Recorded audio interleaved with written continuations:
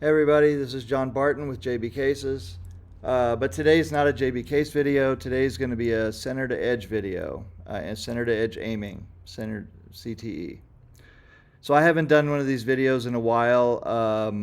Bought a pool room and kind of lost my privacy on the pool table. So anyway, I've got my little pool table hooked up here, and I came across these videos here by a guy named Bob Keller who says he's a shortstop on pool. And he's emphasis on 14-1. Looks like he's got a couple 100-ball runs or so. So he's, definitely a decent player. 100-ball runs are generally going to be in the 650 range for the 600 to 650 range for players. So if you guys are looking for the Fargo, I guess I'm not even recording this. I'm going to see, hopefully. Okay, hopefully this is recording. All right, so I'm going to just real quick start over, and I'll edit this later maybe. Anyway, this is a center to edge video. My name is John Barton. Many of you know me from JB Cases, but this video is going to be about aiming. So one of my other passions in pool is to discuss and debate and promote aiming systems, objective aiming systems. And that's because I was introduced to these by a guy named Hal Houle, who was traveling the country years ago, about 20 years ago.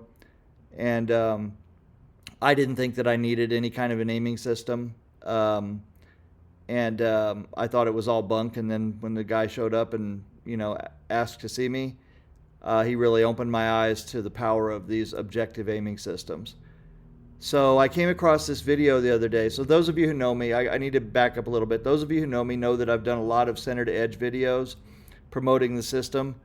But the thing is that that there's just a ton of debate on them. There's a lot of old school people who believe that just hitting a million balls, getting down and focusing, and letting your mind do it, letting your subconscious do it. That's the best way to learn how to aim.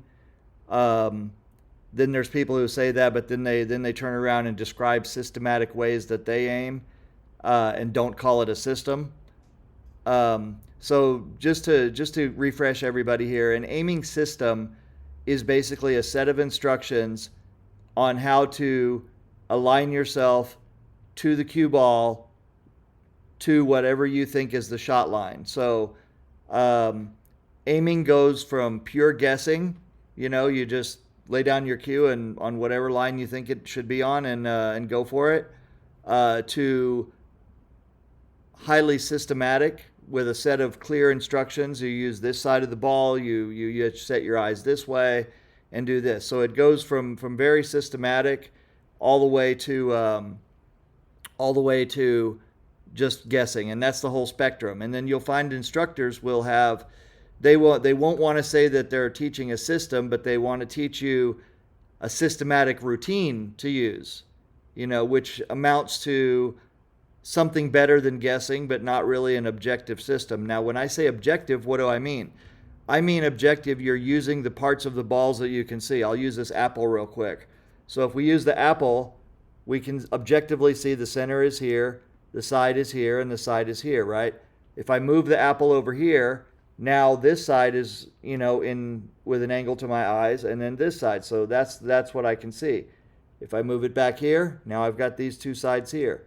If I move it over here, straight this way, now whatever's over here, I can't see. I can only see right here. This is the edge right here.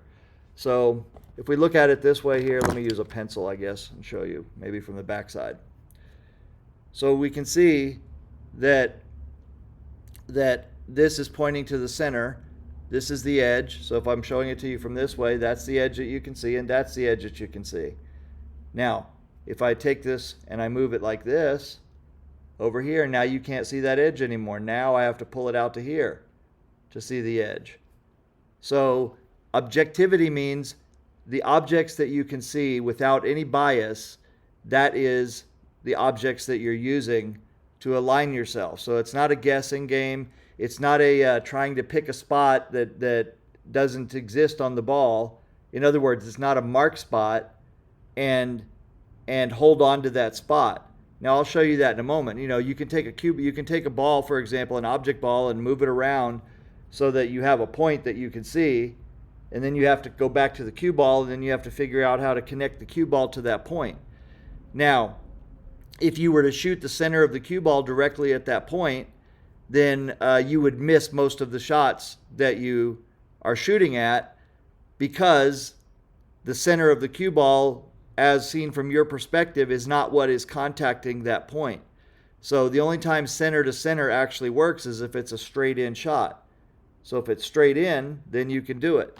But other than that, it's going to be shifted. The actual contact point is going to be somewhere off center. Now what people will do is they will just, they will basically use the center of the cue ball and line it up to the contact point spot, and they'll let their brain figure out, kind of what that shift should be to adopt the shot. That is basically guessing or feel. An aiming system, on the other hand, especially one that's very objective, will tell you if the shot has these parameters, then you will use this side of the ball, and you'll go from this other side of the ball, and you'll every one of them has slightly different instructions, but the point of it is they're very objective, and they get you in a position. Basically, they get you on the correct shot line if used correctly. Okay, now that's a caveat. You say if used correctly, it gets you on the right shot line, and you can say if I guessed correctly, I'm also on the right shot line. So then the question is which is more consistent, right? So if you've hit 1 million balls and you're up around 700 speed or whatever speed you are, but generally, the higher speed you are, it generally means that you're a more accurate shooter, right? That's how you get to that speed. And so it's hard to kind of untie what exactly is being done. How much of it is subjective, how much of it is objective, how much of it is conscious, and how much of it is subconscious, right? Especially if you've used basically the hit 1 million balls method. You've just brute forced it so much in your life that you just know. Now, this guy here, Shortstop on Pool, he, like Bob, we're just going to call him Bob because that's his name, Bob Keller. Bob likes to advocate for what's called the shot picture method. And basically, the shot picture method is essentially when you have successfully practiced a shot enough, when you get down on that shot, you should be able to see basically that you're right by having a mental image in your mind of the correct shot as you're looking at it. So that you can just, basically any shot you walk up to, you can almost just instantly see exactly where you need to be. Now he also, in another video, he brought up a term that he calls bracketing for practice, where you practice basically missing on both sides of the pocket so that you understand what the shot picture looks like when you're either to the right or the left of the shot. And visualization is a big part of pool. It's not a bad idea. It's used in other sports. But the question I have is, how long does it take you to get the correct shot picture for all the shots that are possible? Because if you simply move a ball up half a ball or a foot, now you've got a completely different shot, right? So there's millions of shots on the table, and the field people will tell you, well, if you just practice basic groups of shots, then you'll be able to easily adjust, whenever it's a little bit different. And to a large degree, for a large part of the shots, that is actually true, because the adjustment that's needed actually wouldn't be that much. So, you can brute force hit 1 million balls practice, and using that kind of a method, you will develop, obviously, a muscle memory and a feel for the different shots. So now, having said that, then what advantage then does an aiming system have for you? Now, this guy says, well, aiming systems are okay for beginners and intermediate players, but when you get up into the upper levels or not, he basically implies that the upper level players don't use them. And that's simply not true. Okay, there are a lot of upper level players that use different aiming systems. He even goes through in his videos and he mentions Shane Van Boning's aiming system, where Shane uses what's called a shaft system, where Shane gets a contact point and then he uses either side of his shaft or the center of his shaft, depending on the angle, to basically point that part of the shaft toward the contact point, and that actually works. So that is an objective way of doing it, because he's using at least something objective, which is his shaft that he can see, and he's projecting it towards the contact point, which he has brute force, learned enough of to be able to get to see it and stick with it very accurately. Okay, so once he's got it, he uses his cue to basically stay on it, pointing his cue at the contact point through the cue ball. Center to edge aiming is a little bit more objective. It's a lot more objective, actually. It uses the object ball and the cue ball in a specific way to basically give you what I call keys to the shot. So you can imagine if you were like a janitor or something like that, or somebody or superintendent of a school walking around, and you've got 100 different locks in the school, and you've got a keychain with 20-30 keys on it. After a while, you'll be able to just reach over and pull out the key you need as you're walking up to a lock, because you'll see it, and by feel you'll just reach down in your keychain and boom, there it is. But at the beginning, you've got to kind of figure out, like, what are the patterns here? What kind of keys go with what kind of locks? Until you get really adept at it. So CTE basically says if the cue ball is in this position and the object ball is in this position, then you will aim this way. And if it's in a different position, then you'll aim slightly differently. But you'll use the same objective references to do that. And those combinations of references, that's what basically makes up the aiming key to take you to the shot line. So now the question is what advantage, or what pros are there to using an aiming system versus hitting a million balls to get to the same level, right? So let's say that myself and someone else at my same level were having a shot making contest. I would assume that us being about the same level as skill, that there's a certain group of shots that we're going to be pretty close on as far as able to perform, right? So we'll have about the same shot making percentages for that group of shots. But then there may be other shots where, for example, the other guy who does aiming by feel basically struggles with. There might be a group of shots where maybe the very thin cuts he has trouble with, or certain types of banks or something like that. And those shots, I might be a little bit better percentage than him because I'm using an aiming system. Like, I might not feel comfortable. I might feel just as uncomfortable using feel or guessing as he does. So if I use that, then my percentages might be the same as his. If he's 30% to make a particular shot, then I might be 30% to make a particular shot, because we're about the same speed, right? But where I might have an advantage is on some of those shots that he has trouble with. I might be able to up my percentage, to say 50%, because I'm using an aiming system that puts me on the right line. Now, I might still feel apprehensive about it. I might still feel a little bit scared. I might have a little hitch in my stroke because, it's still a difficult shot. But at least the aiming system gets me to the right shot line. And now, how do I know that's the right shot line? Because of practice. That's another thing that Bob says here, is he says, there's no substitute for hard work. There's no substitute for practice. That is also correct. However, where he is incorrect, in my opinion, is that he says the aiming system itself, using an aiming system itself, is a shortcut. And that is just not correct. Using an aiming system is not a shortcut to learning how to aim. It's a different method to the process of aiming. You still have to learn how to use the aiming system correctly, just like you would use ghost ball or bracketing or whatever way that you choose to aim.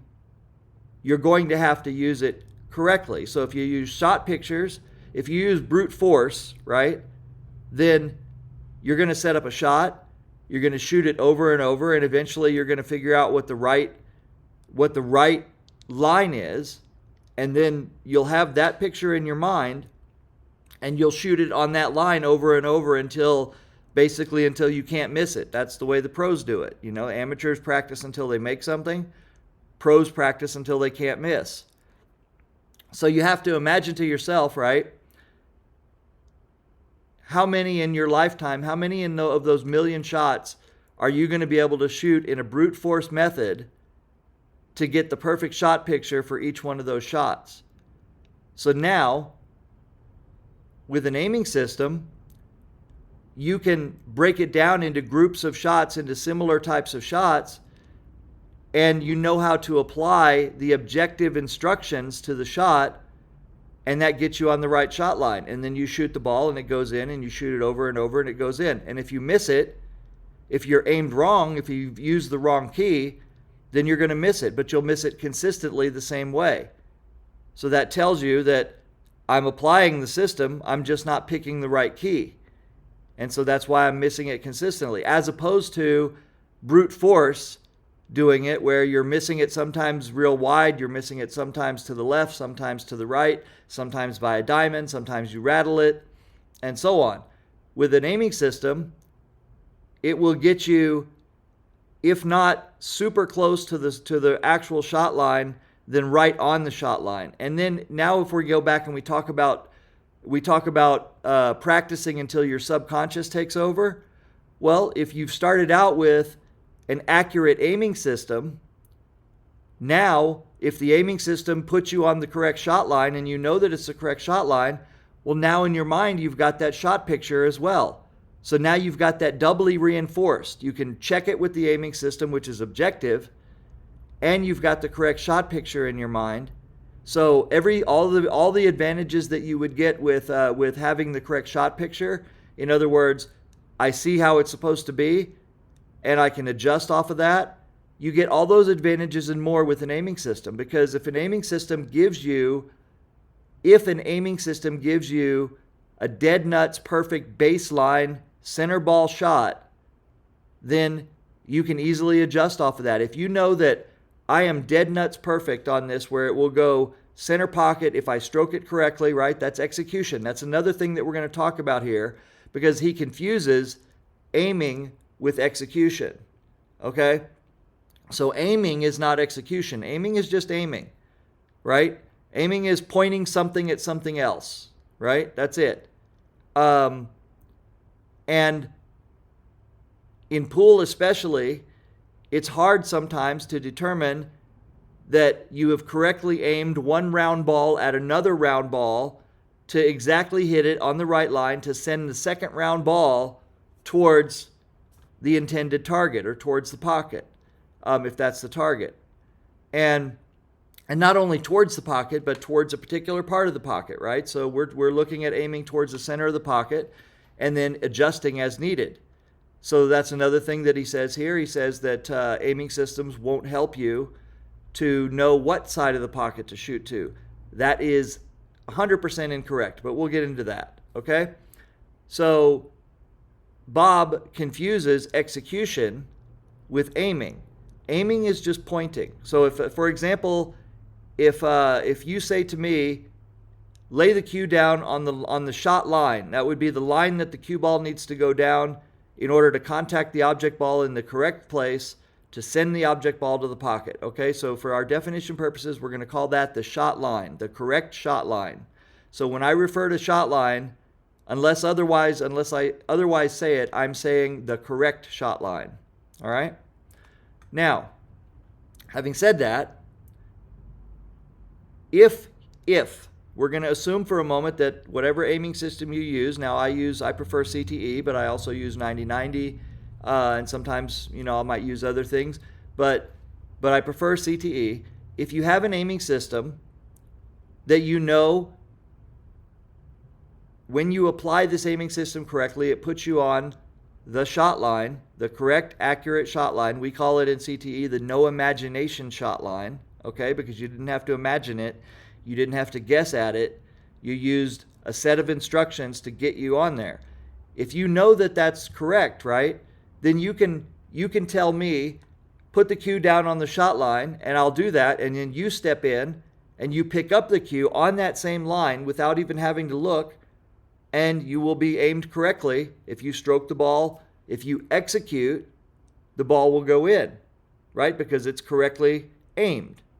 That's what aiming is. So aiming is something that anyone can do and someone else could take advantage of if that person is able to execute on the line that is aimed, right? You could say a rifle, for example. You know, you have a rifle on a steady rest and you say, okay, get this with the scope and aim it up and aim it exactly where it's supposed to be. And then someone else can lay down and pull the trigger. And if you're aimed correctly, it should go, right?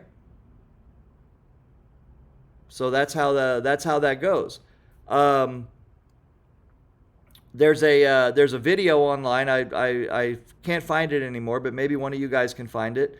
But it was I believe an Asian girl practicing snooker, and her coach had her line up on a straight in shot, all the way down the snooker table. So I think it was a corner to corner, so it'd be like about 14 feet, and he had her line up and hold position, and then he took the cue out of her hands, walked all the way around the table, put the cue back in her hands, and let her stroke it.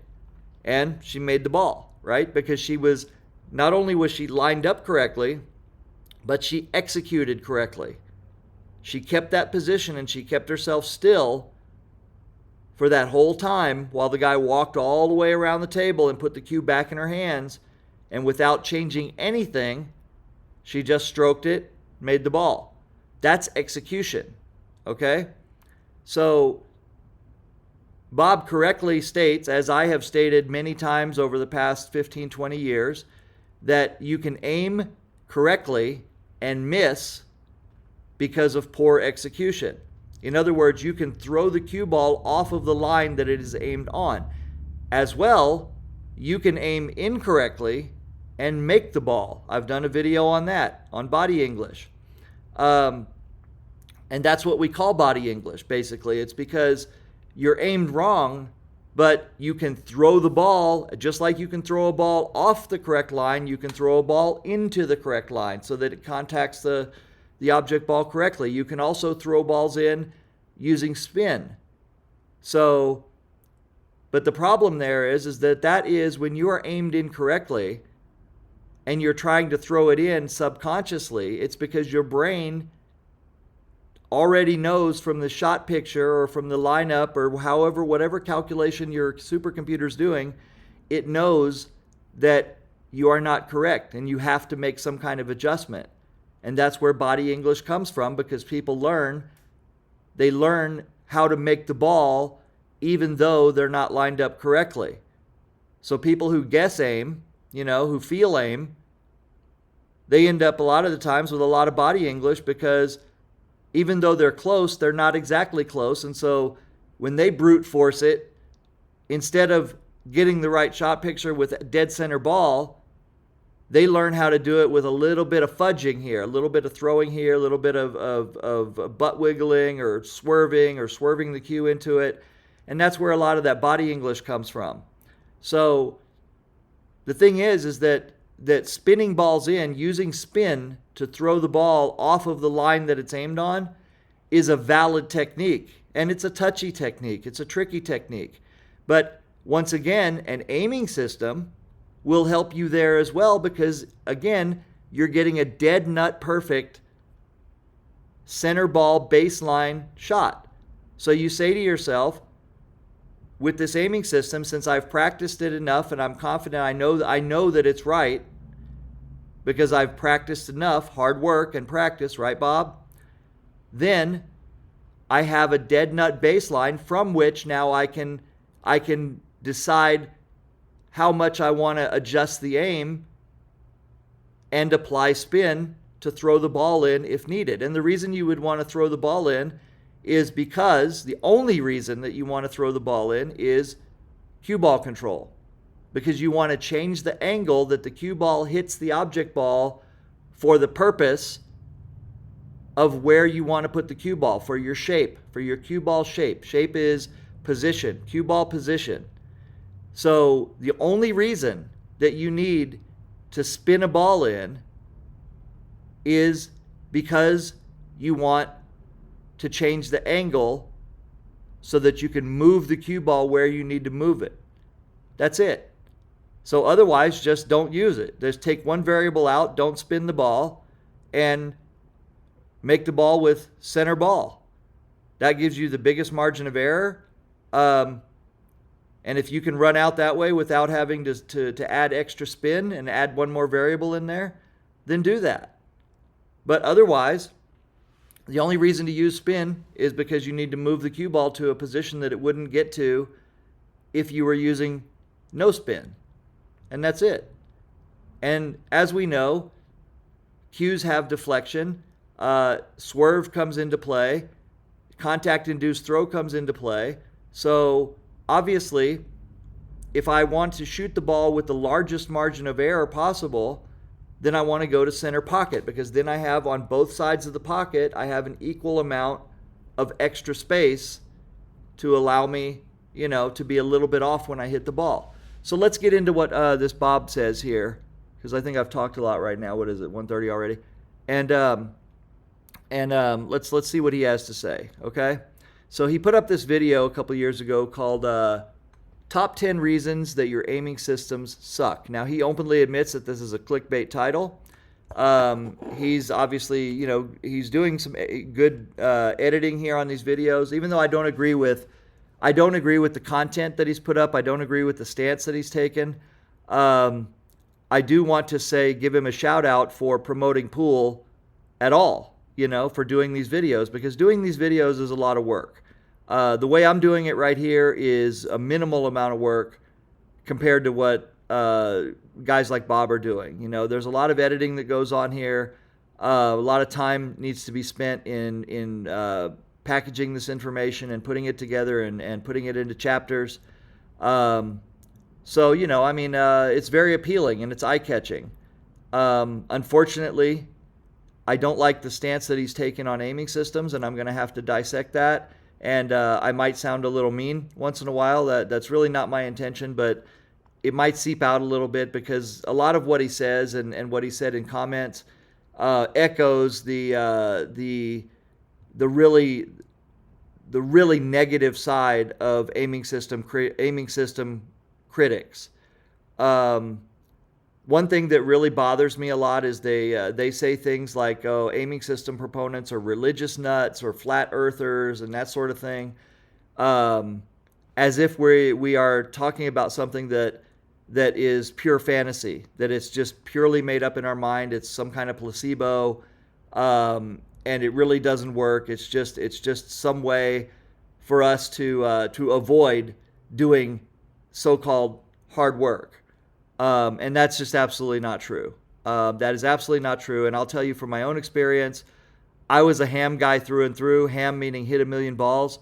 If I was having trouble with a shot, I would set it up and I would shoot that shot a million times until I felt like I owned it. And then when I get in competition, a lot of times my percentages on those shots would sink down horrendously.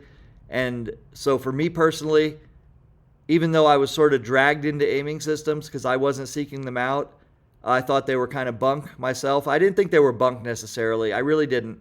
I just thought that they were something that I didn't need. I thought that myself as a player, I was already past. I was kind of like this guy. I was like, oh, well, maybe that's something for beginners, but I'm not a beginner, so I don't need it. And boy, was I wrong. I was really wrong about this. And Bob is wrong too, but I think that a lot of these guys, and I don't know Bob's experience, but I feel like a lot of these guys, they don't like aiming systems, and they express that without ever really having tried them or learned them.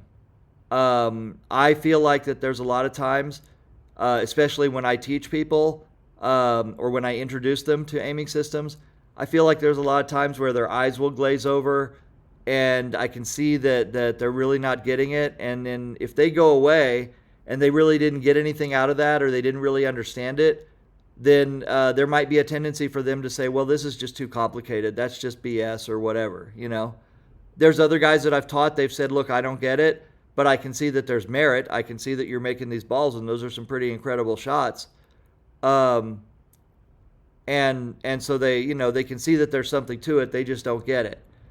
I feel the same way about kicking systems. You know, the kicking systems that use math, I just don't get it. You know, I try to, and honestly, it just there's one or two parts about the kicking systems using the math that just my brain glazes over and I can't see it. I have friends, they get it instantly, boom, and they've got it. You know, 30 minus 20 equals 10. You aim here, boom, perfect. And they can adjust as needed. You know, so that's a criticism people have about kicking systems. Oh, well, you know, great, a kicking system's great if everything's perfect, but how do you adjust? You adjust the same way you adjust any other time. If you have any kind of a feeling about why you would want to do something, you know, the table's wet, it's humid, it's dry, it's whatever, you know, the rails are playing short, playing long. Any of that input, if it makes you change your where you're aiming, you know, or if it informs you and makes you adopt a certain line, all of that is adjusting. Now the question that you ought to ask yourself is, what am I adjusting from, or what am I adjusting to, or why am I adjusting? Like, what are all these factors, right? So for example, if you know that you can use a kicking system and it takes you to the corner every time, right?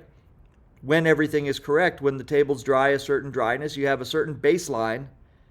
Now you know, okay, well, if I use this and I shoot it, right, and I see that it came up short by this much or it came long by this much, well, then now I know how to adjust. You know what I mean? And so with that in mind, right, with that in mind, you have an edge, you have a leg up. So let's see what Bob has to say here. I'll make this a little bit bigger so we can talk about it. And we'll get on the pool table. And when I get on the pool table, I'll show you when I'm talking about what he has to say. All right, so let's go and see what he's got to say here. Hello, my name is Bob. Welcome to a Shortstop on Pool. What do you think of my clickbait title? Pretty good, huh? I hope it got your attention because as an advanced player and an instructor, this topic is really important to me. So why would I make a video saying that aiming systems suck? Why wouldn't I talk about what's great about aiming systems? After all, aiming systems are important, especially if you're a beginner. Opinion, it's the knowledge that the contact point of a shot is different than the aiming point that leads to players' fascination with aiming systems. And boy, oh boy. So let's talk about this first point, right? He says the aiming point is different than the contact point. That is an absolute, well, first of all, what he's calling the aiming point, okay? Already he's identifying something that is, you know, could be part of a system, right? He's labeling something. So, but understand that what he's labeling at this moment, right? Calling it the aiming point, and he's got a dot on here. In this particular shot that he's got, you'll notice that the dot here, let me pull this up and make it a little bit bigger so you can see it. So you'll notice here that the dot, the green dot right here, is sitting just about at the edge of this ball, at the edge of the 10. So let's assume that this shot works with what we would call a half ball hit. Now, a half ball hit means that the cue ball is going to, from the perspective of the shooter, is going to contact this ball with half of the 2 ball and half of the 10 ball exactly meeting right there, and then the resulting shot line or the resulting pathway will be about 30 degrees from that contact. So from this contact point right here up to here is going to be a half a ball. So that'll be basically the what we would call a half ball hit. Now, a half ball hit is purely objective. If you know it, if you know that that's the shot line, then you aim the center of your cue ball to the edge of the object ball, And that's the shot. That's the shot line. So I just want to be clear right here before we go further that you see a green dot on here, but that green dot is not something that you can actually see when you're on the pool table. So it looks good when he puts it up here and does a diagram, but when you're on the pool table, you don't know whether that shot is a half ball hit or whether it's 33 degrees or 35 or 39 or 28 degrees. So if we said, for example, that a half ball hit if we said it's 33 degrees, right? Okay, well, if the shot is actually 37 degrees, right, just a little tiny bit off, and you shoot it as a half ball, you're going to miss the shot, or you're likely to miss it, or you'll have less margin of error. So there's only a few shots on the table that are actually pure half ball hits, and it's a good thing to recognize those and a good thing to learn them. But if you have a good aiming system, you don't need to learn that, okay? And we'll get into that in a little bit. Now, the other thing he says is the ghost ball contact point, okay? So this 2 ball here is going to represent the ghost ball. Now, ghost ball is a method that many of us grew up with. We've learned it was like the first aiming method that we learned. And basically, you're just imagining a ball. So where this 2 ball is would represent the ghost ball. And you would replace that ball with the white ball, with the cue ball. So that works really well as long as you can do 2 things. You can imagine the ball in the correct space, and then you can shoot the cue ball into that space. Okay, so aiming and execution, right? The problem comes in is that most people cannot accurately imagine this ball all the time at all angles. And the second part of that problem is that you have to adjust for contact-induced throw when you use ghost ball, because the ghost ball is going to carry the ball with it a little bit in the direction of the force. So once it hits the ball here, like this, it's going to actually carry it before they separate. So before they separate out. I should move this camera so you guys can see more of my hands here. But anyway, let's get back to this and see what he says. So he says this is what leads to the fascination with aiming systems. No, it's what leads to the interest in aiming systems, because aiming this way using ghost ball is not much different than guessing, and there are no objective points to use because you're imagining a ball that is where the center of that ball is 2 1/4 inches away from the center of the other ball. And if ghost ball worked so perfectly and so great, then we never would have had any reason to even talk about any other aiming systems, because the aiming would have been solved. But the fact is that we have probably 20 or 30 different devices, ghost ball templates and trainers and things like that. We've got stuff that have cost hundreds of dollars that's electronic with laser beams, and we've got paper templates and plastic templates to help with ghost ball. And all of this is using the ghost ball method, but marking everything out on the table for you to help you get to the shot pictures, right? So that's what that's all about. All of those training aids and devices are there to help you learn the shot picture. So ghost ball obviously isn't very easy if you're going to need all of those extra training devices to use it, to learn it when you practice. So let's continue.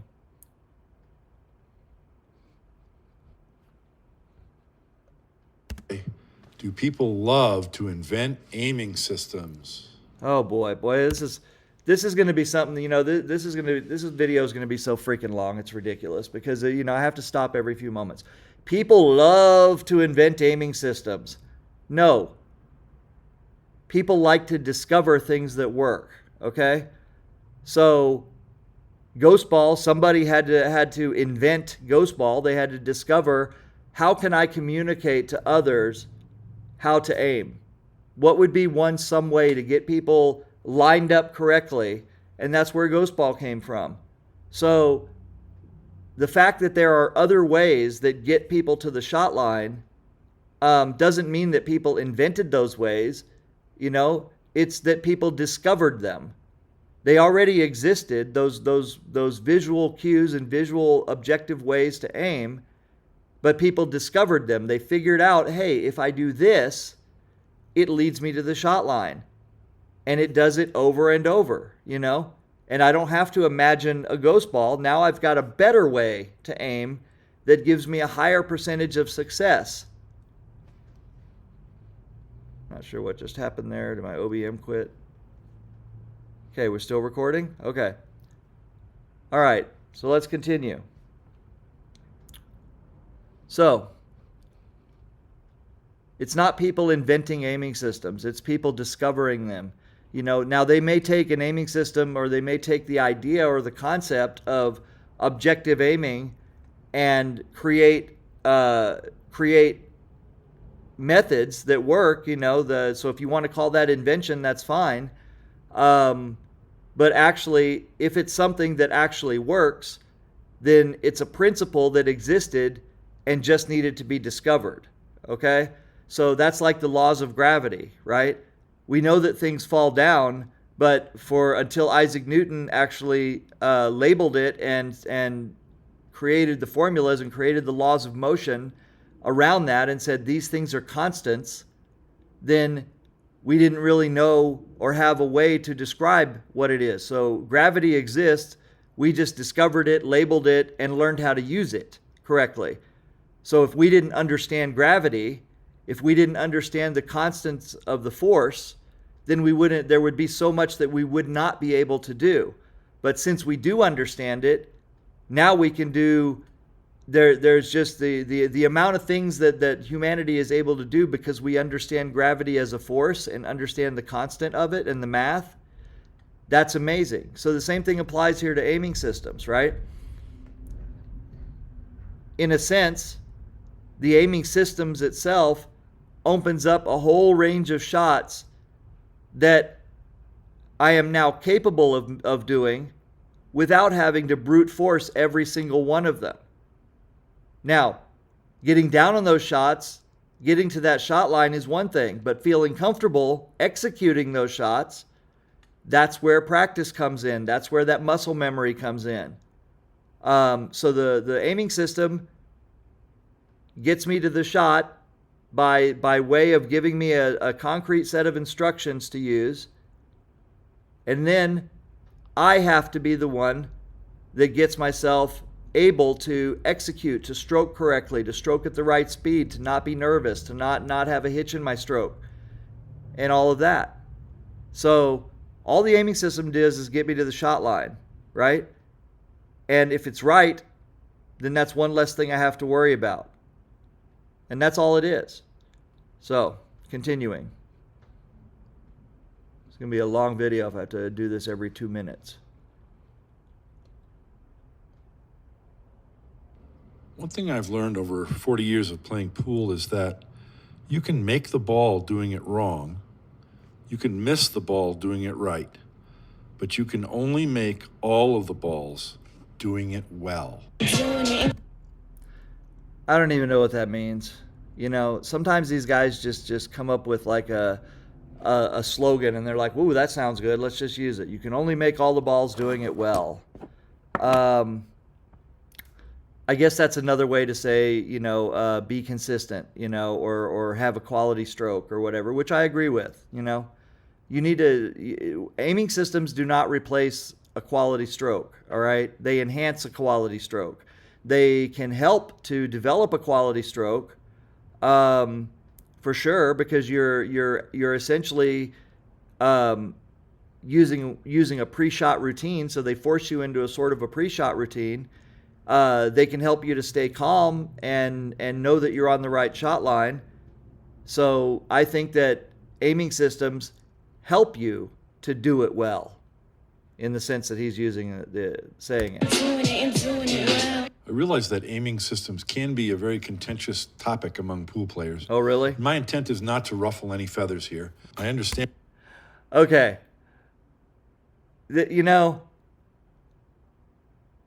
I might have believed this if I'd have seen this if I hadn't seen the other videos and some of the comments that were made where he calls people religious and religious nuts and that sort of thing if they espouse aiming systems, and then some of the comments that he makes that are just absolutely untrue about aiming systems and proponents and what aiming system proponents say about aiming systems. He says things that are just completely untrue. I would have believed that he meant that he really did mean that he's not intending to ruffle feathers. But the fact is, he knows that the title of the video is clickbait, top 10 reasons your aiming systems suck. It's not said sarcastically, or it's not said ironically. It is said, in full truth. He thinks that aiming system sucks, and he gives his reasons why he thinks that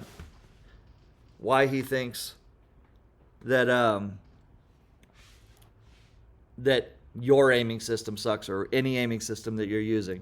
See, you make all these generic comments about aiming systems, but it's basically setting up another version of us versus them, another way to divide players.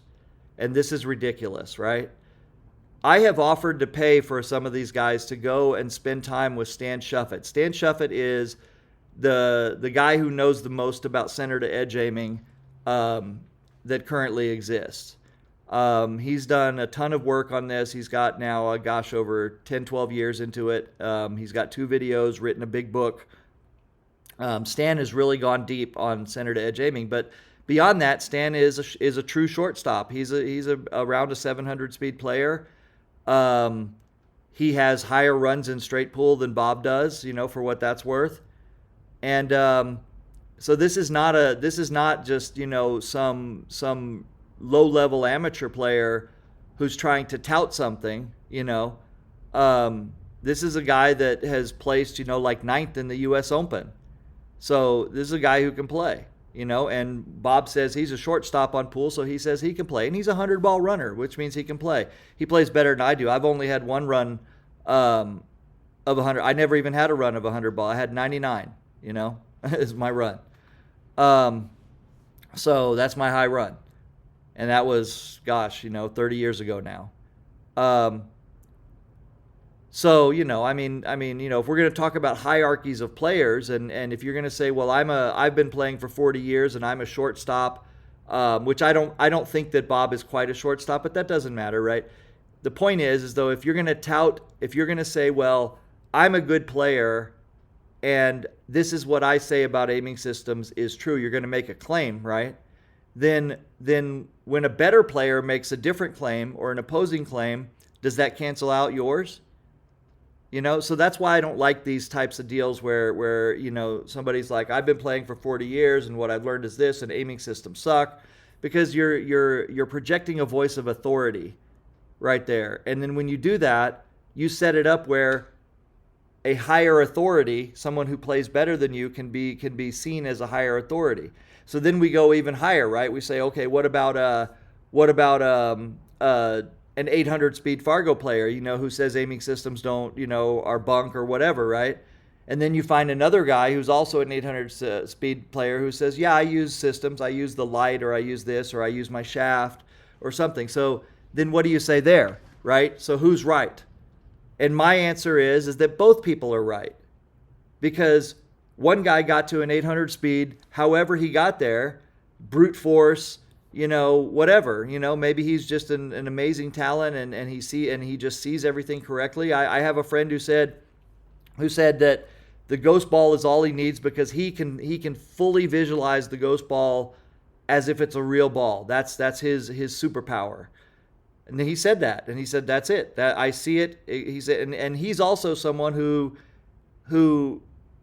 knows the power of aiming systems. So he's an aiming system proponent. But he says, I didn't really need it because I can see the ghost ball. Now, if you can do that, wonderful. That's all you need. A lot of people can't do that. So they need a different way to do it. So that's all I'm saying is that if you've got people playing at increasingly higher levels and using different methods, it doesn't mean that one method is wrong and one method is right. It means that both methods are working for that person.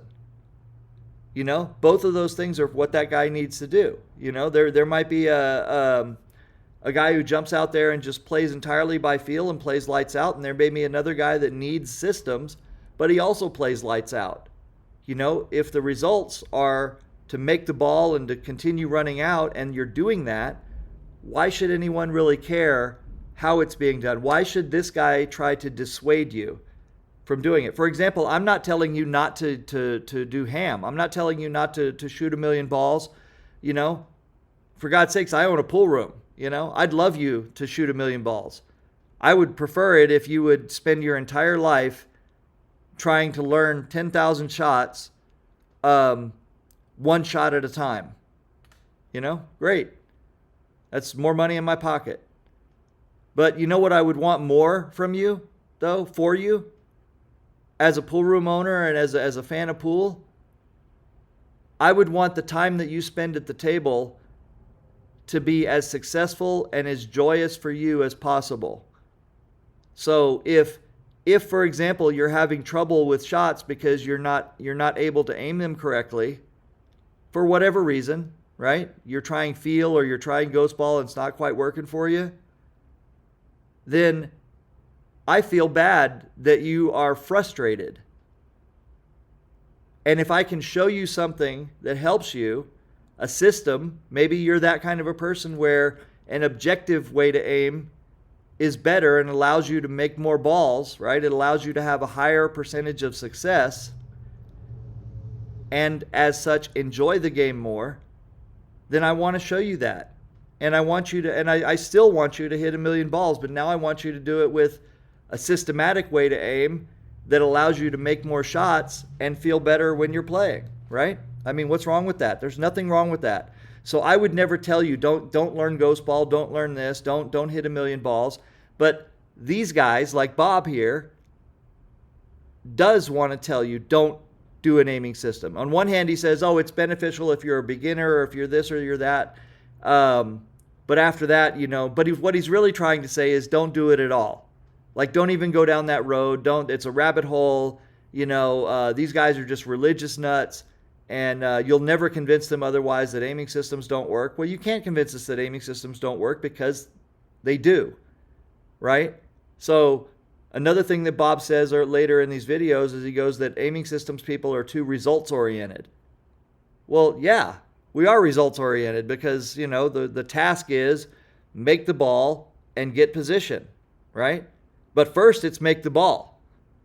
You know, if you don't make the ball, you don't get to keep playing. So first is make the ball. And then it's get position. So you practice so you can do both. And the reason you use an aiming system is so you know that you're on the right shot line and you can adjust as needed to get position, to still make the ball and get position because you've got 100% correct baseline. And that's why these guys will never convince us otherwise because we have put in the work. We've put in the time. Let's continue. And that no one is going to agree with everything that I say. No, really? But I think it's an important topic. And that's why I wanted to make this video showing the top 10 reasons your aiming system sucks. Number 10, precision. Take a look at the red circle on this cue ball. It's roughly the size of most Q-tips.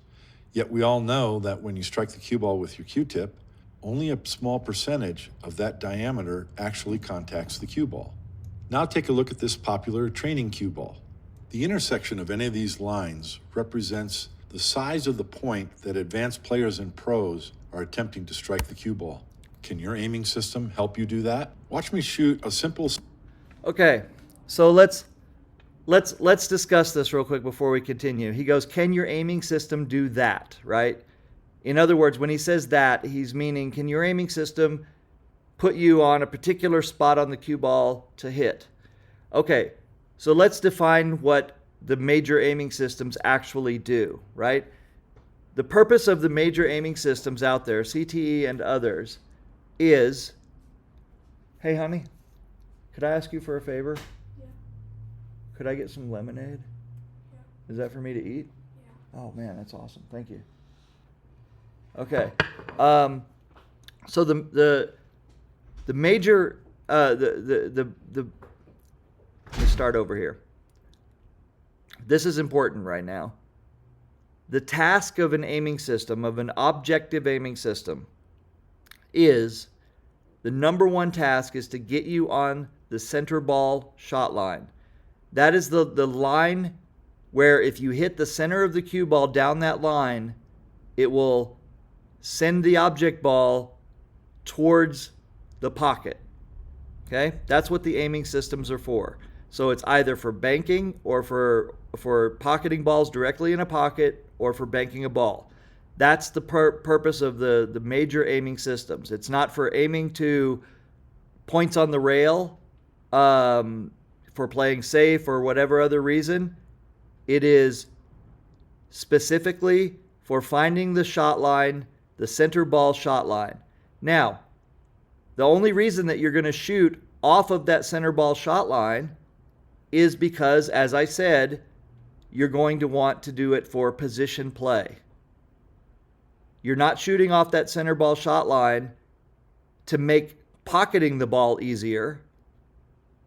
You're shooting off that center ball line so that you can put the cue ball where you want it. So you can pocket the ball and put the cue ball where you want it. So you can change the angle or change the reaction of the cue ball off the rail to have it go in the desired position.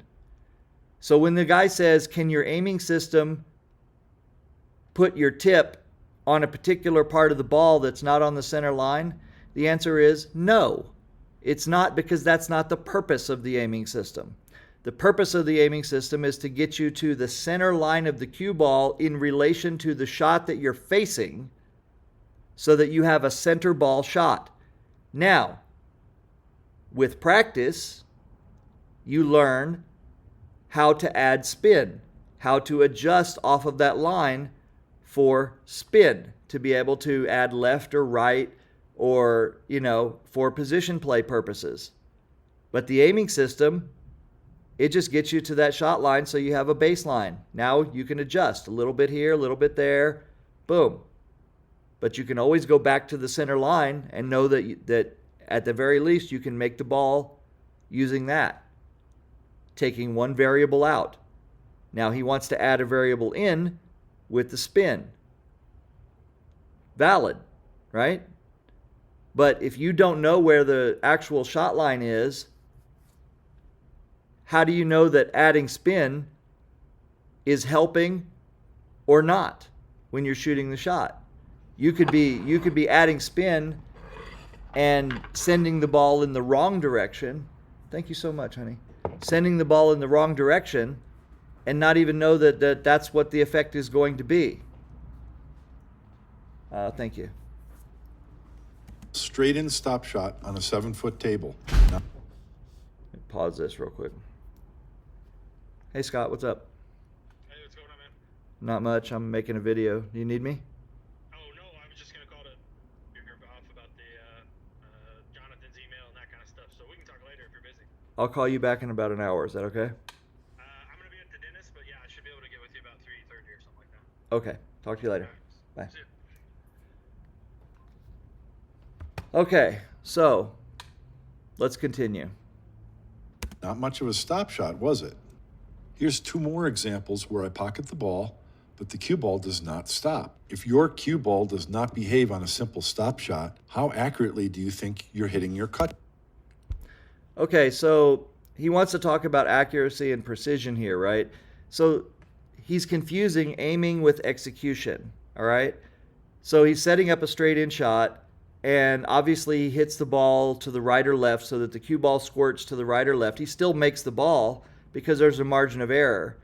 But once again, he makes the same mistake that a lot of these critics make, where you confuse the aiming, right? The aim could be dead perfect. He confuses the aiming with the execution, with the actual shot. And the aiming system is not at fault here,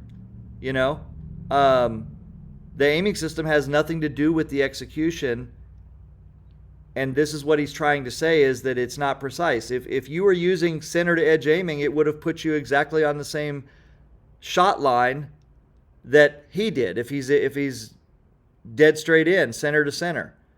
So center to edge would have done that, 90-90 would have done that, any good aiming system, objective aiming system would have put you on that same line. Ghost ball would have done it. Even for most people, pure guessing would have done it. So don't be confused about, this is a reason why your aiming system sucks. It has nothing to do with the aiming system. Continuing. Shots. Now watch the movement of my cue ball on this 8-ball shot. No aiming system is required to pocket this straight-in shot. And until you can... That is correct. There's no aiming system required to pocket the shot. Except for the fact that you need to aim. So if you cannot aim a straight-in shot correctly, then that is a function of your perception and not your execution. Okay?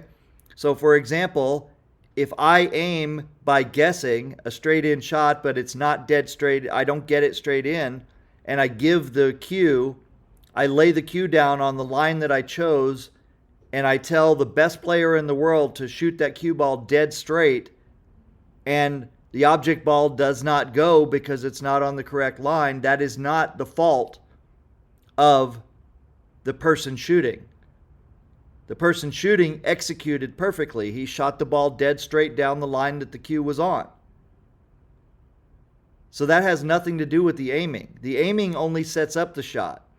It puts the cue on a certain line, and then you have to shoot down that line correctly. So if the line is correct, the ball will go, if you've shot it correctly.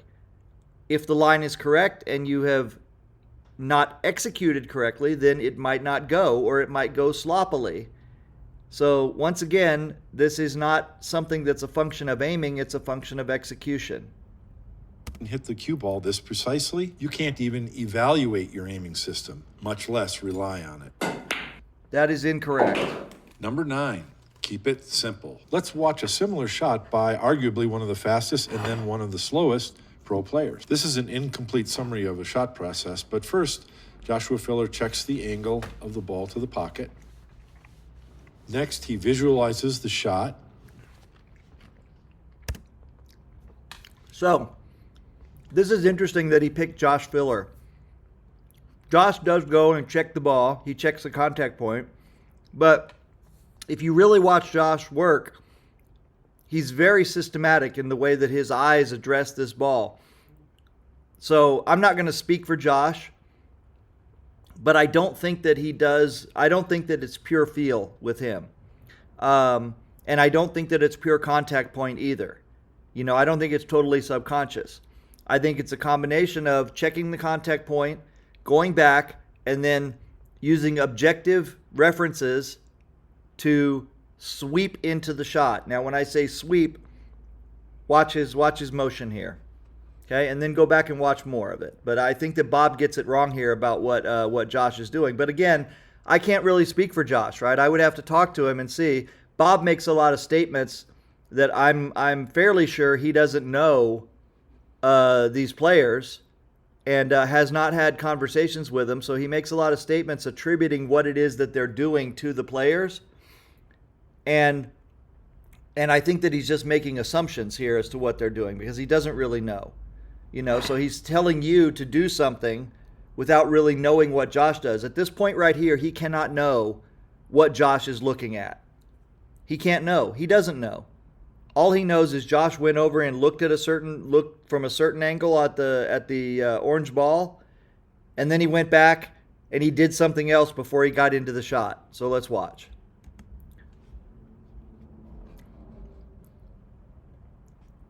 And the position.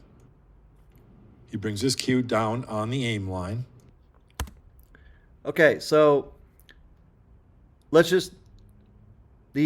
Bob is calling this the aim line, right? We're going to call it the shot line because that's what it is.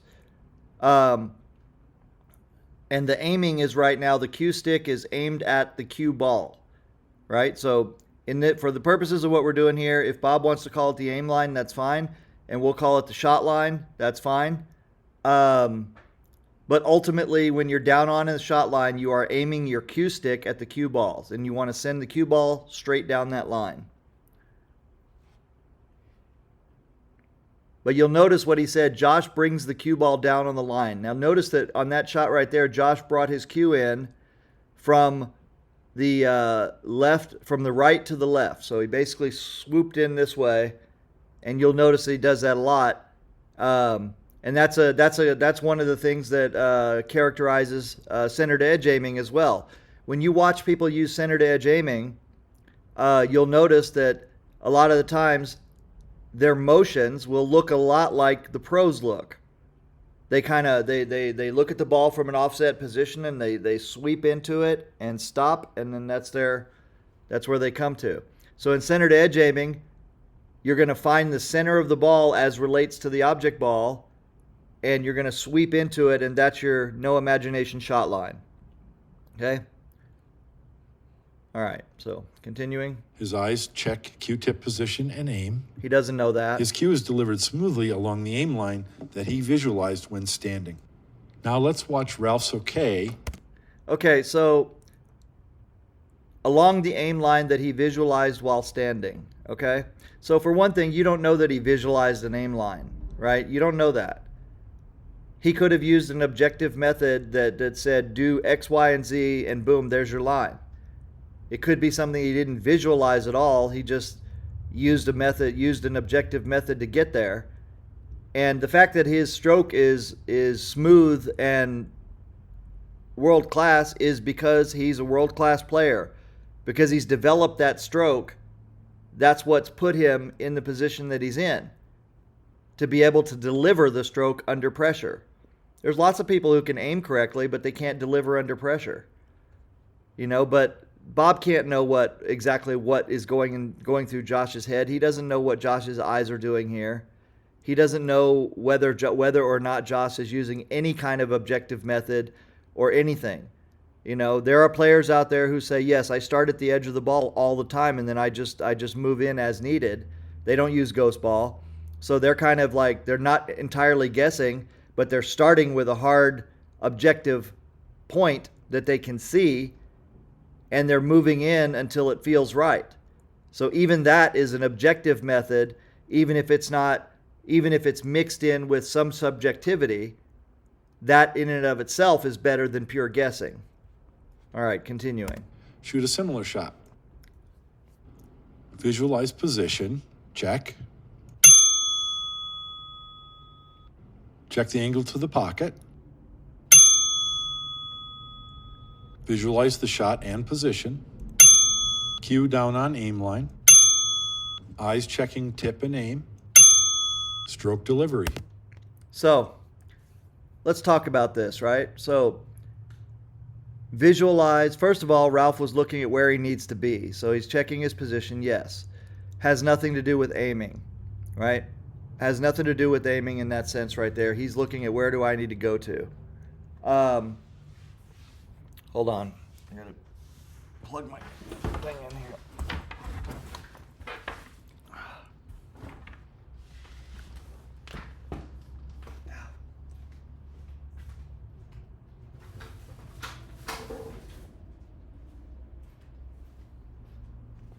Okay, so first of all, the aiming part of this comes in when Ralph looked at the 3-ball and decided where he wants to be and what he needs to do to get to the 4-ball. So basically here, there we go. So basically, several of these things have nothing to do with aiming, right? Obviously, the bottom one, stroke delivery, nothing to do with aiming, right? Unless, of course, you got, bad body English and you're not aimed correctly. So that's the reason for that. It might throw your stroke off. But we're talking about a pro here, so the stroke delivery has nothing to do with aiming. The eye pattern has to do with execution in this case. The back and forth, whatever it is, wherever he's looking last, cue ball or object ball last, has to do with execution, not with aiming. On aim line, right? What does that mean? That's the crux of what we're talking about is how does this person choose what the aiming line is? And right here, Bob has no idea what's going on in Ralph Sakay's head. He has no idea what Ralph is looking at, whether Ralph is using any objective method, whether he's using shadows, lights, edges, anything. He has no idea what's happening there. Neither do I. You know, the only person who knows this is Ralph. So if you ask Ralph, Ralph might say, I don't know, I just do it, or I use the edge of the ball, or whatever, you know. There could be any number of variables that are going on in Ralph's head. But one thing I know for sure is that I don't know and Bob doesn't know. Or I'm pretty sure that Bob doesn't know. Okay?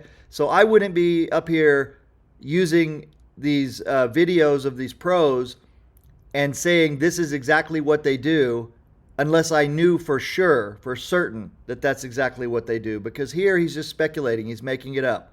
Just like there would be no possible way to know what I'm doing when I'm aiming unless you know the CTE method. If you know the CTE method and you know that I use it, then you'll recognize it. But if you don't know it, it won't look like anything to you. Because it's a set of visual instructions to allow you to use perceptions to get lined up on the shot. So you have no clue what I'm doing if I don't explain it to you, and neither do we have any clue how Ralph is getting down on the shot here. But anyway, let's continue.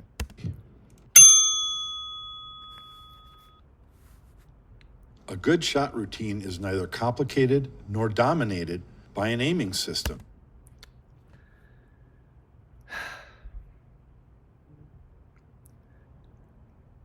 So, a good shot routine is neither complicated nor dominated by an aiming system. So, for one thing, you know what? Let me just do this, right? So we can talk about this one because it's important. These critics, they confuse aiming and execution all the time, you know, and they think that they're interchangeably intertwined, and they're not. All right. The first thing that you have to do with any pool shot is you have to aim it. You have to make a decision on where that cue ball is going, where you want it to go, where you think it needs to go. All right? That's what aiming is. That's all aiming is. Aiming is everything up until the point where you're getting ready to shoot the ball, where you're down on the ball and your cue is going in a straight line with your practice strokes, and you at some point you've got to let it go and let it hit the ball and let that cue ball go down that line. And that's what execution is. Aiming gets you to that point. So to that point, let's go ahead and over here to the table and set up a shot or two and discuss that. Okay. So very quickly, I want to go back a few seconds here to hear what he said. Keep it simple, he says. Okay. So how do I go back 30 seconds? Let's see. How do I do that here?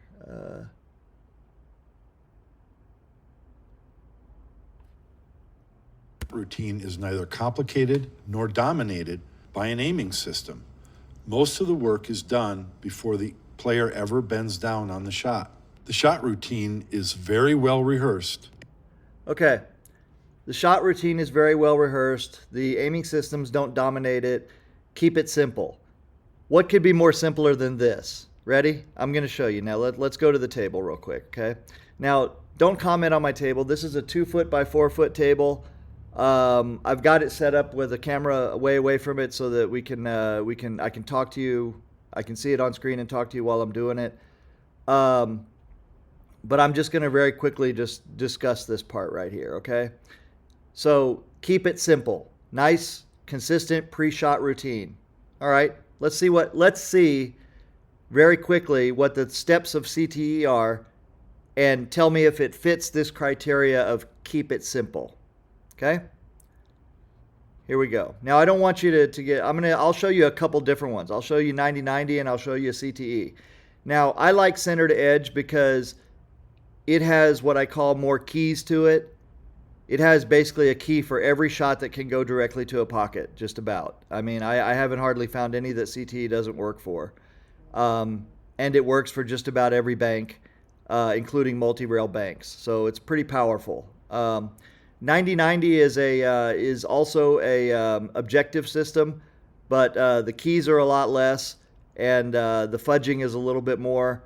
Your subconscious has to do a little bit more work with that, but it is also very powerful. So I'm going to show you two different ways to do this. One is CTE, and one is 9090. And you tell me if this isn't a normal, consistent pre-shot routine. Okay, so hold on 1 second. Let's go to the table. All right, so Bob says,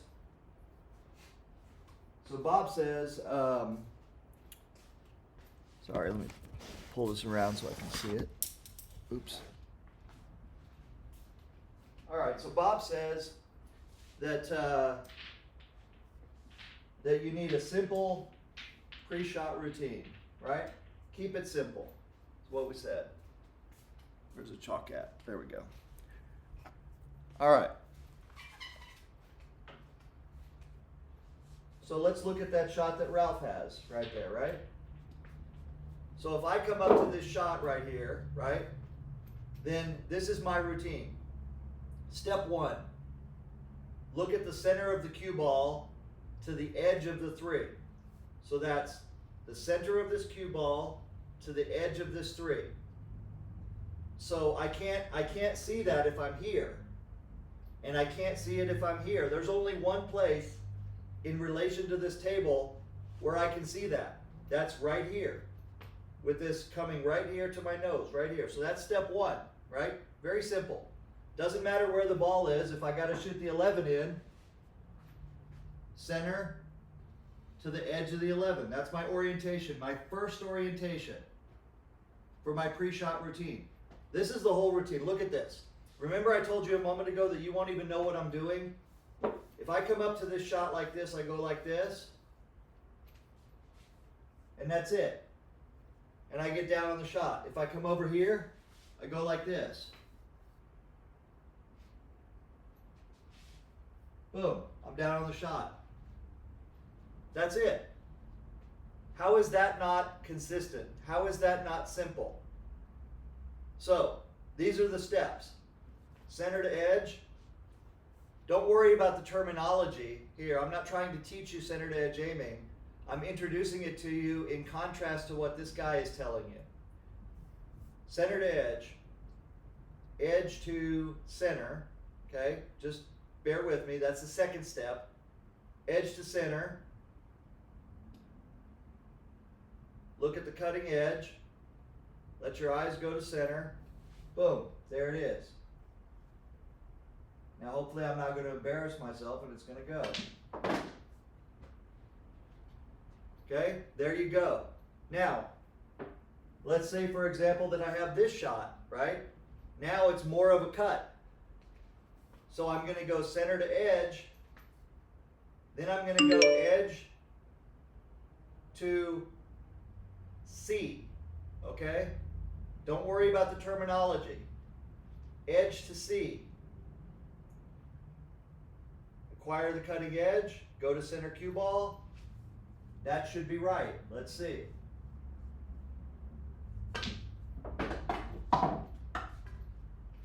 So, how does it get easier than that? Now, let me show you something else. He says, later in the video, he'll say, any system that has you moving after you're down on the shot is wrong. Let's look at that. This is called 90-90. I put my cue down where it would touch both of these edges right here. Pivot to center. That should be my shot line right there. Not exactly, but look where I missed it. Now remember I told you that that 90-90 is less accurate.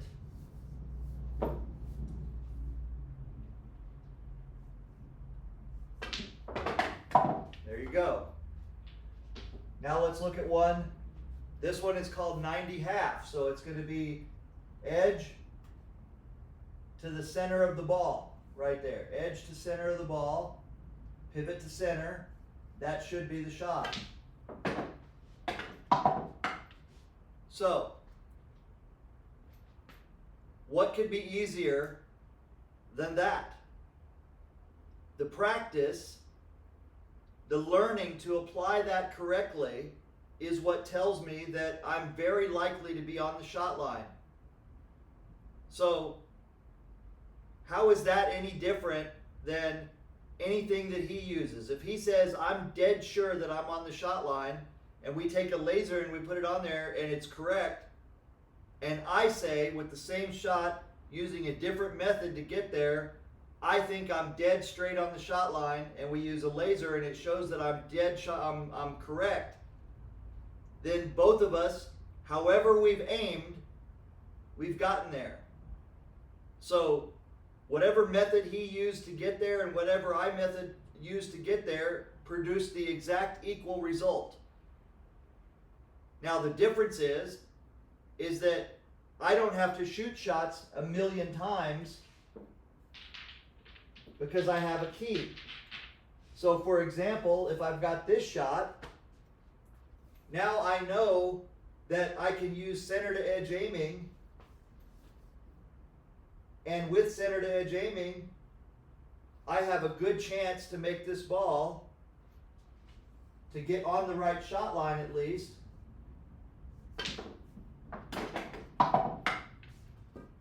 Even if I haven't practiced it a million times. That's the point.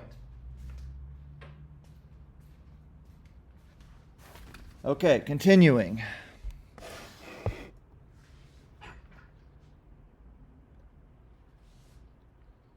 Let's see what else he's got to say.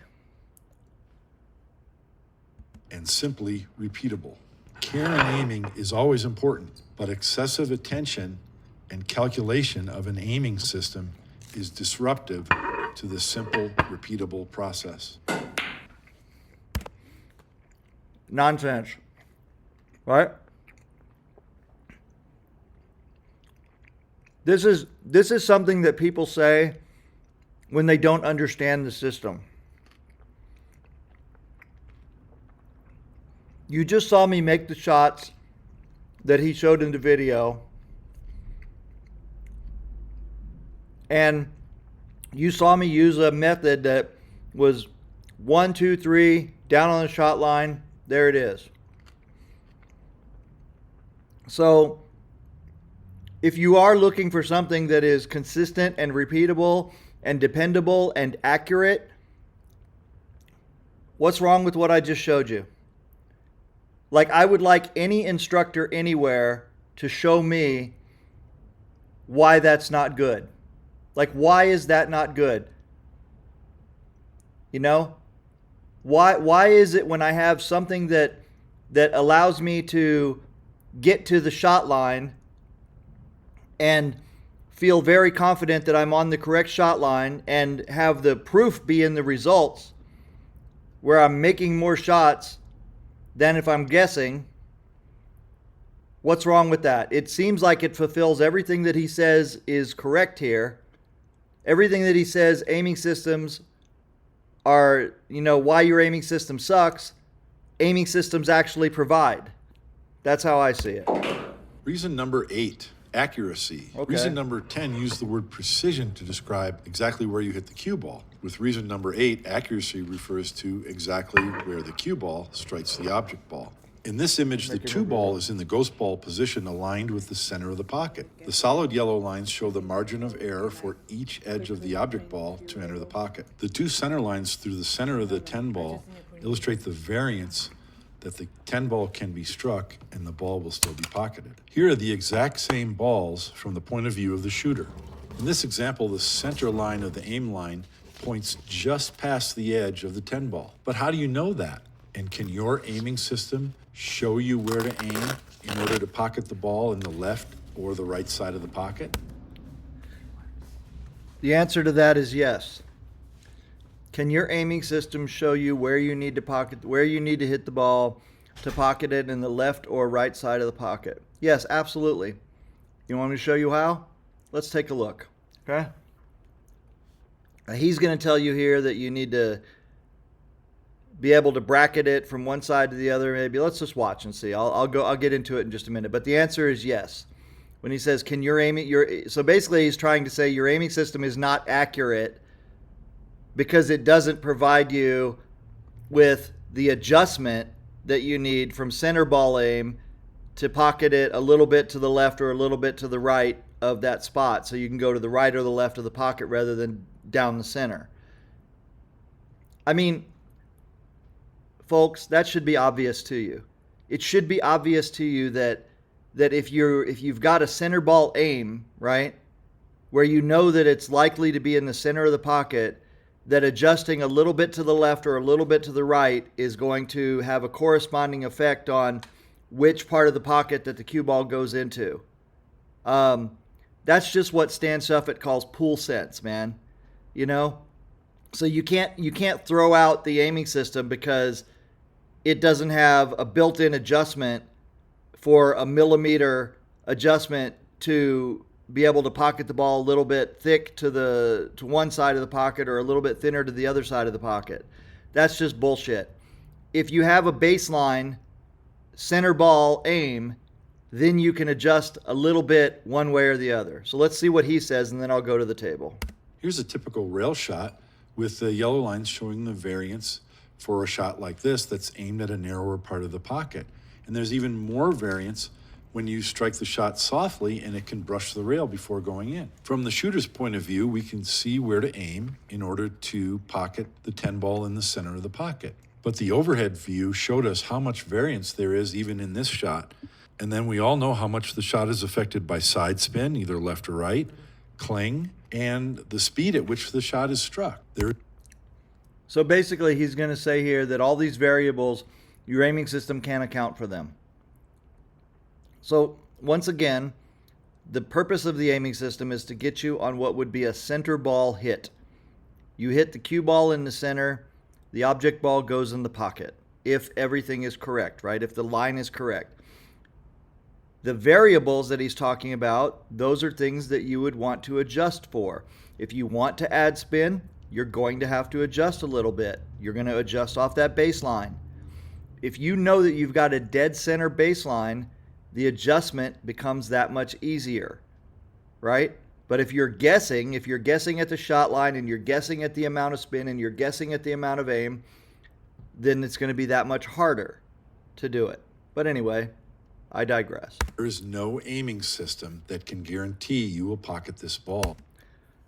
There is no aiming system that can guarantee you will pocket this ball.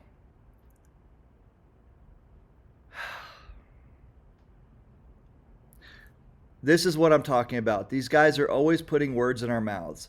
They're always saying that we are advertising that our aiming systems are magic and that if you just use this aiming system, you'll never miss a ball.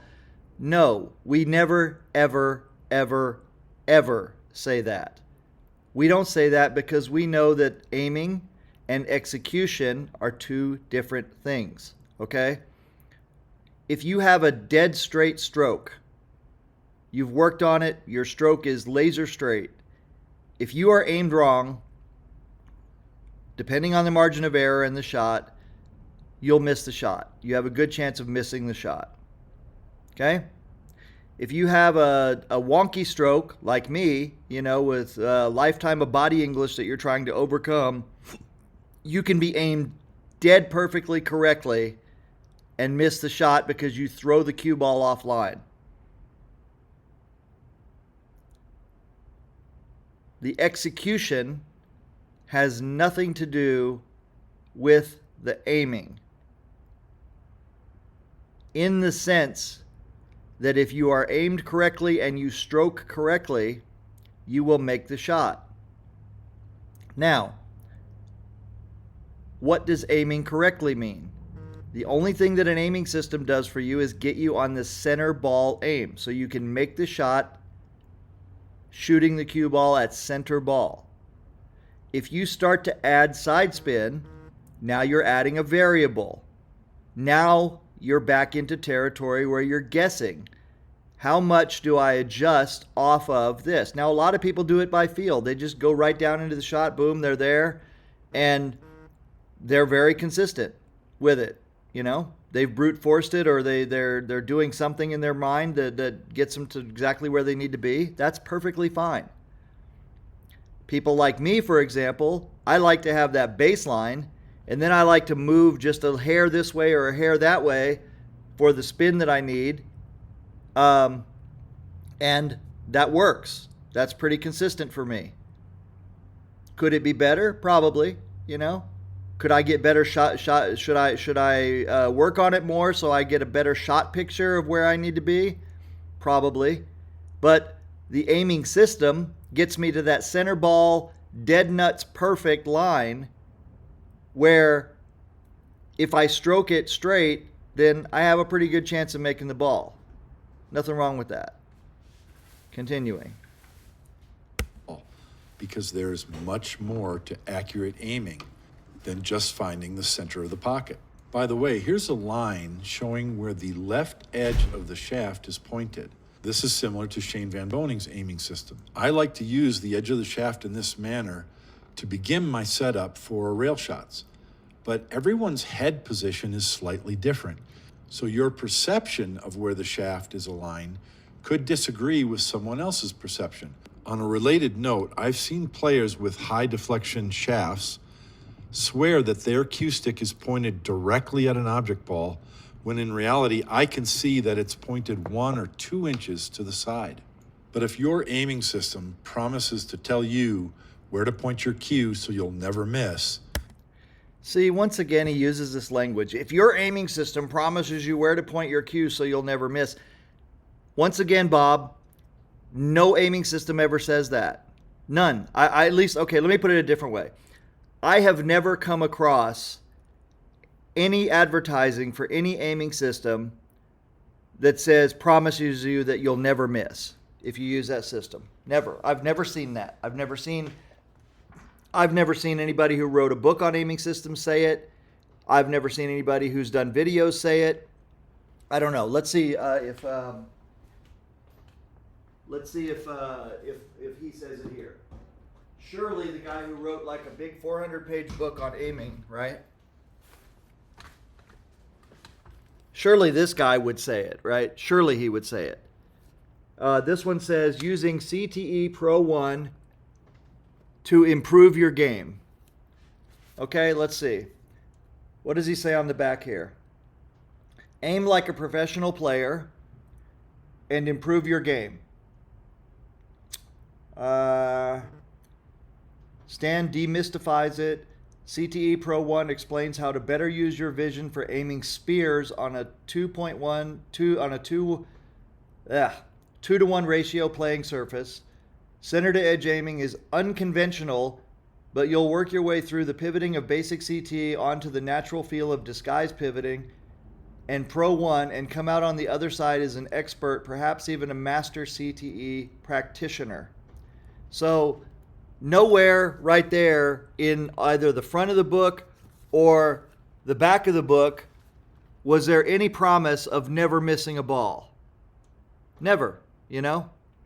There was a claim that this is the way that professionals aim, and I would say that after having studied this for so long, when you watch how professionals move into a shot and you watch how a player moves into a shot who uses CTE, those motions are very similar. So perhaps the eye patterns and the way the targets are being acquired are similar, or perhaps that those motions end up looking the same because the general motion is the same for accurate acquisition of the shot line. I don't know.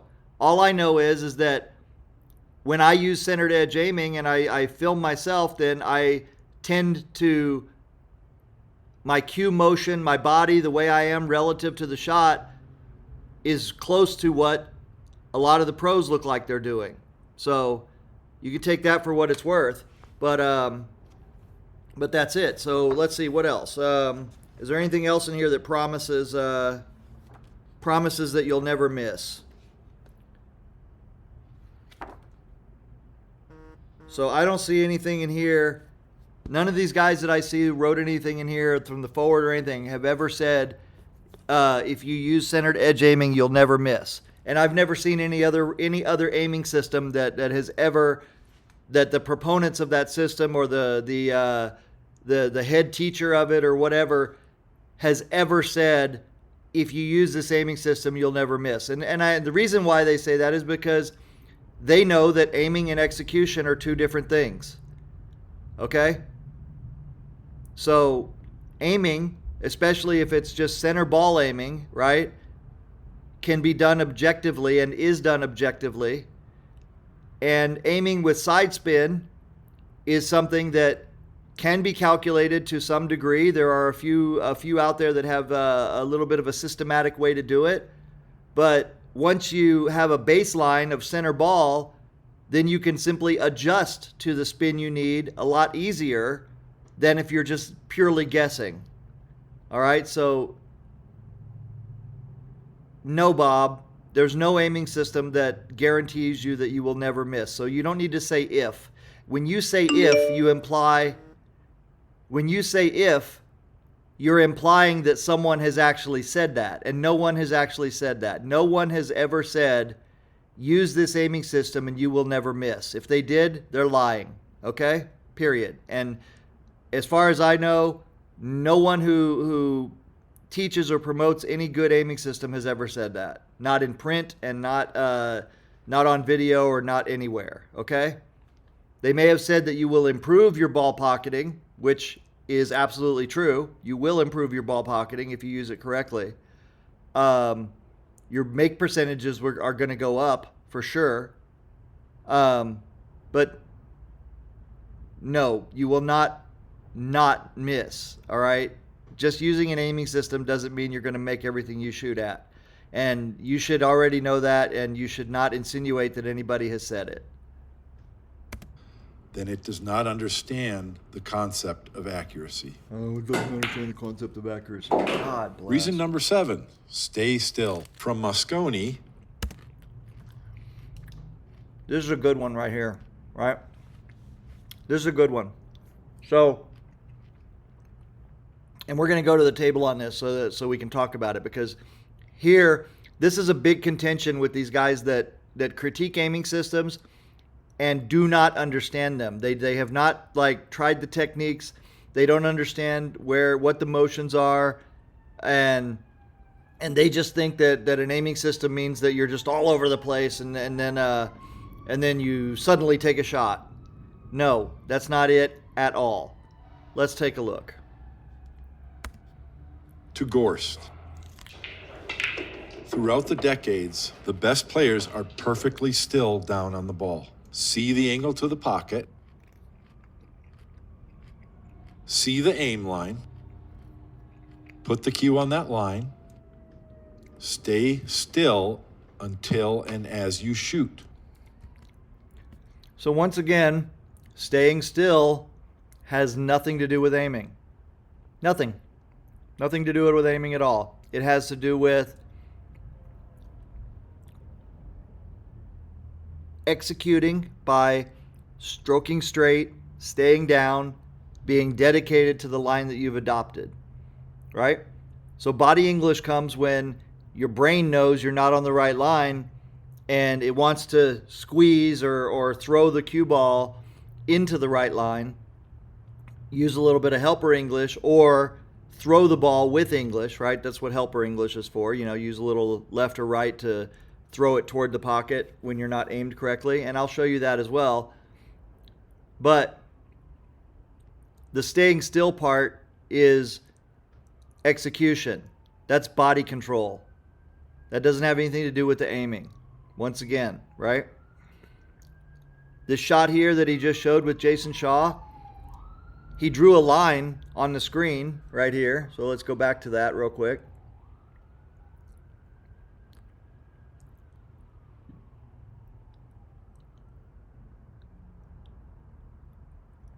All right, where's that little line at?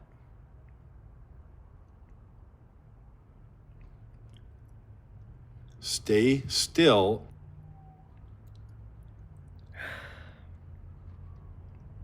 See the aim line. Okay, so you'll notice here he draws a line right there. That makes it look like he knows exactly what's going through Jason's head right now, exactly how Jason has acquired this target. He doesn't know. He doesn't know whether Jason is using the center of the cue ball to the edge, whether he's using any kind of method whatsoever, or whether Jason is just purely guessing. He has no idea. Okay?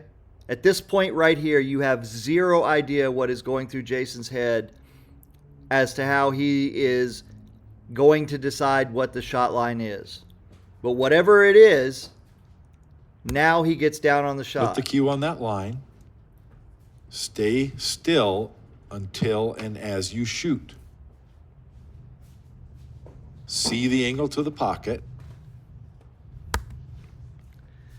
You're not seeing the angle to the pocket here. You're seeing he's looking at the contact point on the object ball. Why is this doing this? That's weird. All right, so you're seeing the contact point on the object ball here. That's all he's doing right here. That's it. There's no angle to the pocket here. He's seeing the contact point on the object ball. Now he's going to go back and use whatever method he uses to aim, whether it's pure contact point or any other system, brute force, muscle memory, shot picture, whatever it is.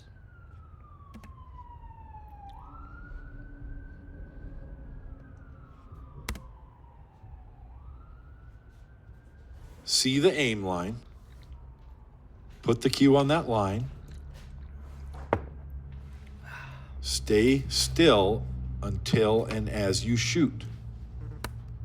Execution. Okay, the execution comes after the aiming. Bob Keller has zero idea how he got to the aim line there, other than to know that it's any number of methods will work to get you to the shot line. Once your shot line is gotten to, though, you got to commit to it. Stay still, stay down, and so on.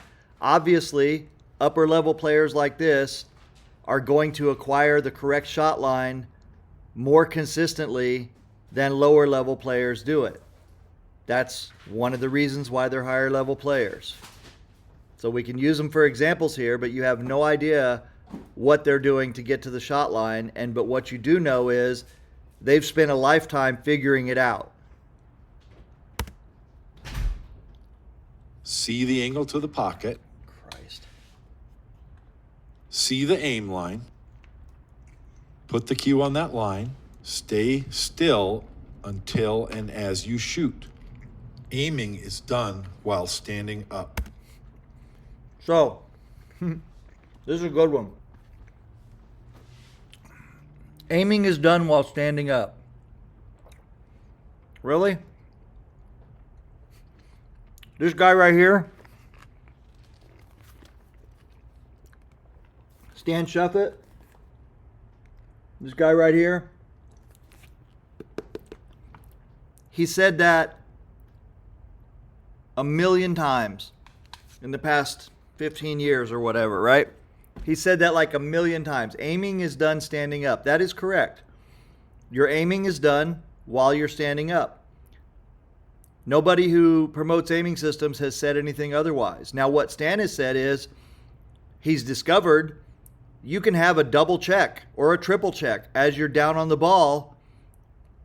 You can still use objective references, and you can double check and triple check, and you can even, if you want to, you can even fine tune it a little bit more if you want to. But it's not necessary because, as I'm going to show you, aiming is standing up. Let's take a look. What did he call it? Let's go back. Let's review real quick what he did. So he says, moving or pivot. Yeah, we'll get into moving. Stay.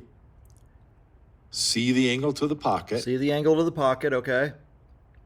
See the aim line. See the aim line, all right. Put the cue on that line. Put the cue on that line. Stay still until and as you shoot.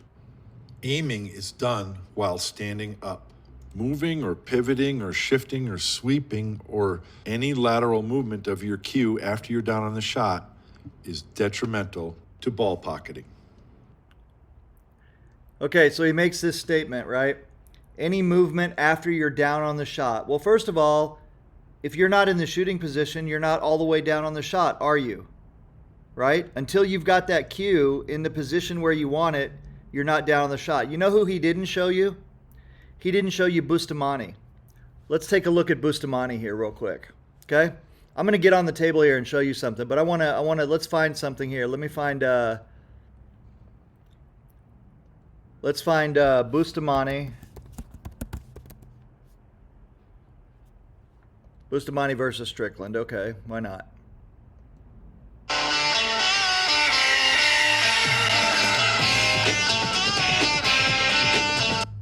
Okay, so Bustamante versus Strickland, right? So here we go. Let's find us a good shot here of Bustamante. All right, here we go. So now, if you'll notice here, I'm going to pull this up a little bit. Let me see if I can make it bigger.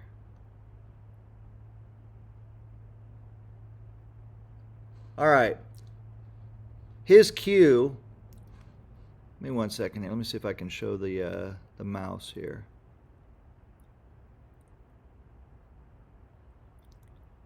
Properties. Show window shadow. No. Okay.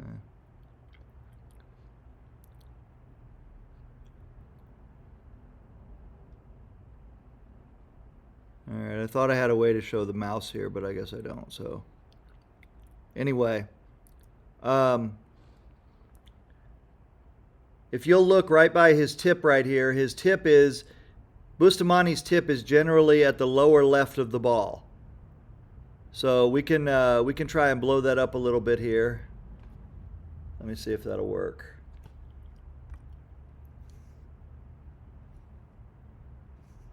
So yeah, if we blow this up right here, Bustamante's tip is generally right here at the lower left of the ball when he addresses the ball. And then when he comes through, he'll change where he wants to hit it.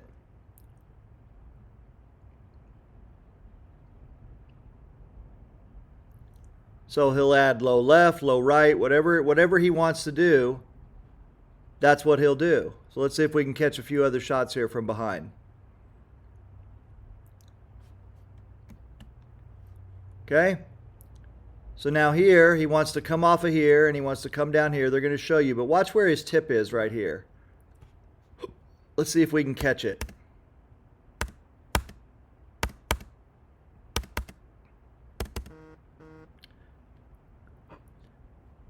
If we were to blow this up, you'll notice that his tip is right now looks like it's kind of at the off center. If you were to be behind it, you would see that his tip would be down here as he addresses the ball. So now obviously that would be the wrong spin to get him to go here. He needs to be here. So let's see what spin he puts on the ball. Here, let's do this real quick. Let's make this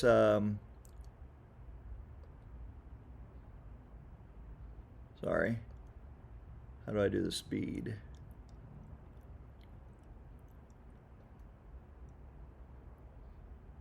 All right, let's slow this way down and let's see where he hits the ball. Okay? Let's see where he hits the ball here.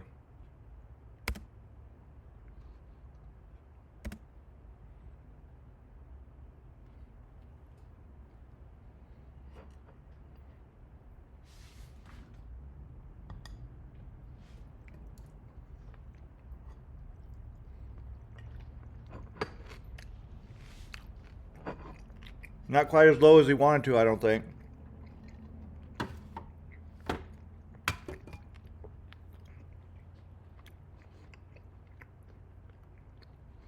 All right, let's find another shot.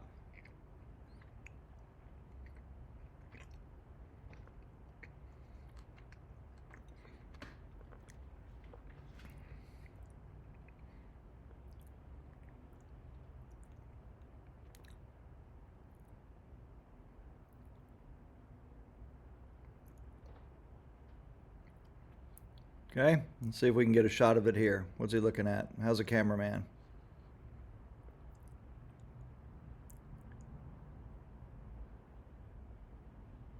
That is not helpful.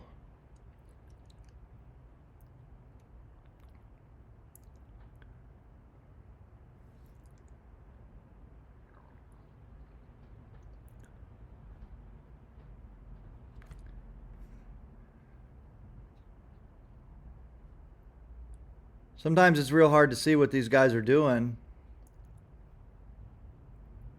And this is another thing that bothers me, right? These guys get on there and they want to make these videos and purport that the player is doing something when there's no way they can know that.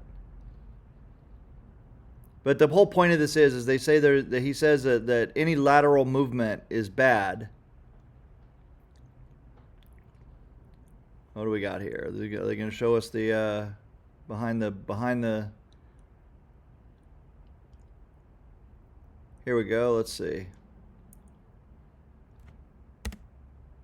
So it happens so quickly that you can't hardly see it. So right there, he would have been addressing that at lower left. And then he'll come through with probably a middle right, you know, to stun it off the rail right there and come back. Let's see what he does here. Yeah, let's see if we can get a good picture here. Sorry to make this video so long, but it's important. There's a lot of little important issues here that need to be addressed.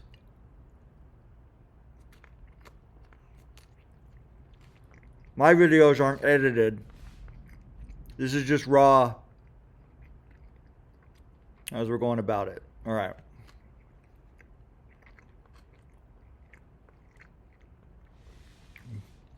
No, you probably won't get a good, we won't get a good look at that one.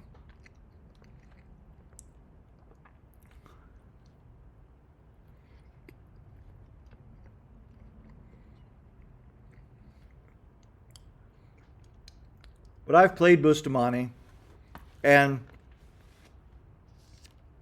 his cue is always down at the corner of the ball, and then when he comes through with whatever spin he needs.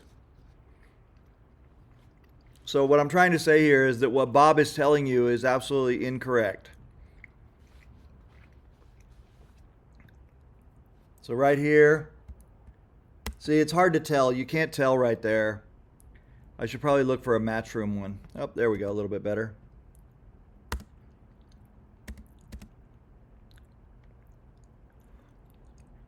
So, anyway, let's go back to the table. Let's do this. I'm going to go back to the table. And we're going to see what we see there.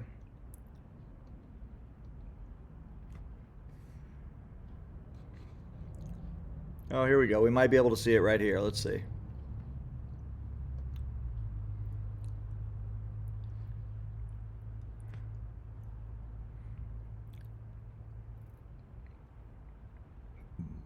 Oh, he's got to get a bridge on this one, so nope. All right.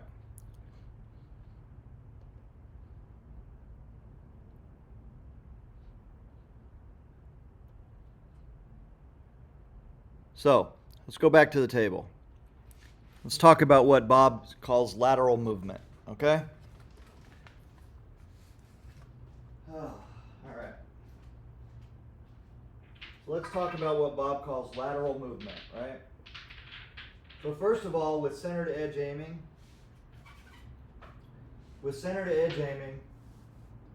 you've got a few different ways to do it. This is called manual pivoting. You put your cue down. Once you've acquired center to edge, edge to center on this one, once you've got that, then you look at the edge of the ball, you put your cue down right there, pivot to center. Now you see what I did?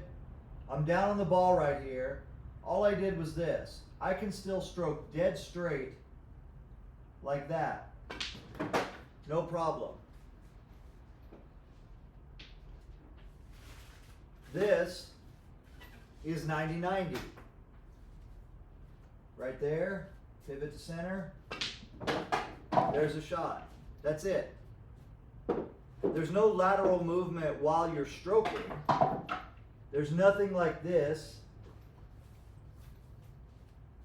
You're not doing this and then going like this and then shooting. You're simply going like this, like that, stroking straight through the ball. There's the center of the ball right there. That's it. Now, for center to edge aiming, there's what's called disguised pivoting. That means that basically you're doing your pivoting in the air as you're coming down on the ball. That looks like this. Do you see any lateral movement there? Is there any movement there that's any different than anything you've seen that Bob has been showing you on there? Nothing. This is me. I'm planted right here, perfectly right there. That's it. That's the shot. So isn't that exactly what he just said to do? He says you go like this, you check your contact point. Okay, fine, I can do that step if I need to, but I don't really need it because I don't use contact points. But even if I did, there's no way that Bob knows what's happening right here when I step over like this. But when I step back over here and I go boom, boom, boom, what's wrong with that? What is wrong with that? I'm dead in line right here with the shot. What part of the aiming system right there was any different than what he's telling you to do on here? Acquire the shot. He says he would draw a line from my eye right to here and on the screen and say, look, he acquired the shot line. So what's the difference? If I come over here and I go like this, can't you draw a line right now? And if I go like this and go down on that line, what's wrong with that?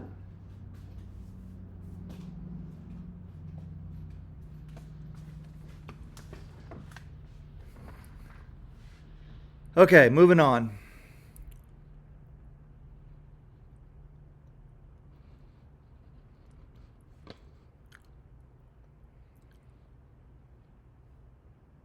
So where are we at? Stay still.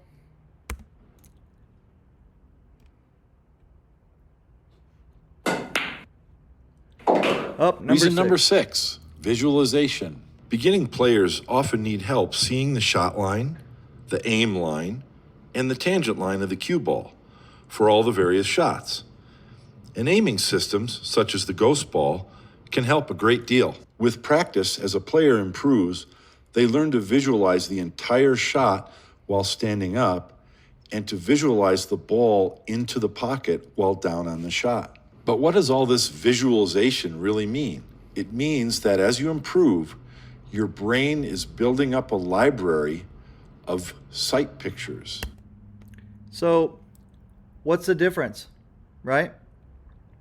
If I'm using an aiming system and it puts me on the line for a particular shot, and that line is correct, then isn't my brain getting the right shot picture, the right sight picture? Didn't I just add to the library the same way that he says right here?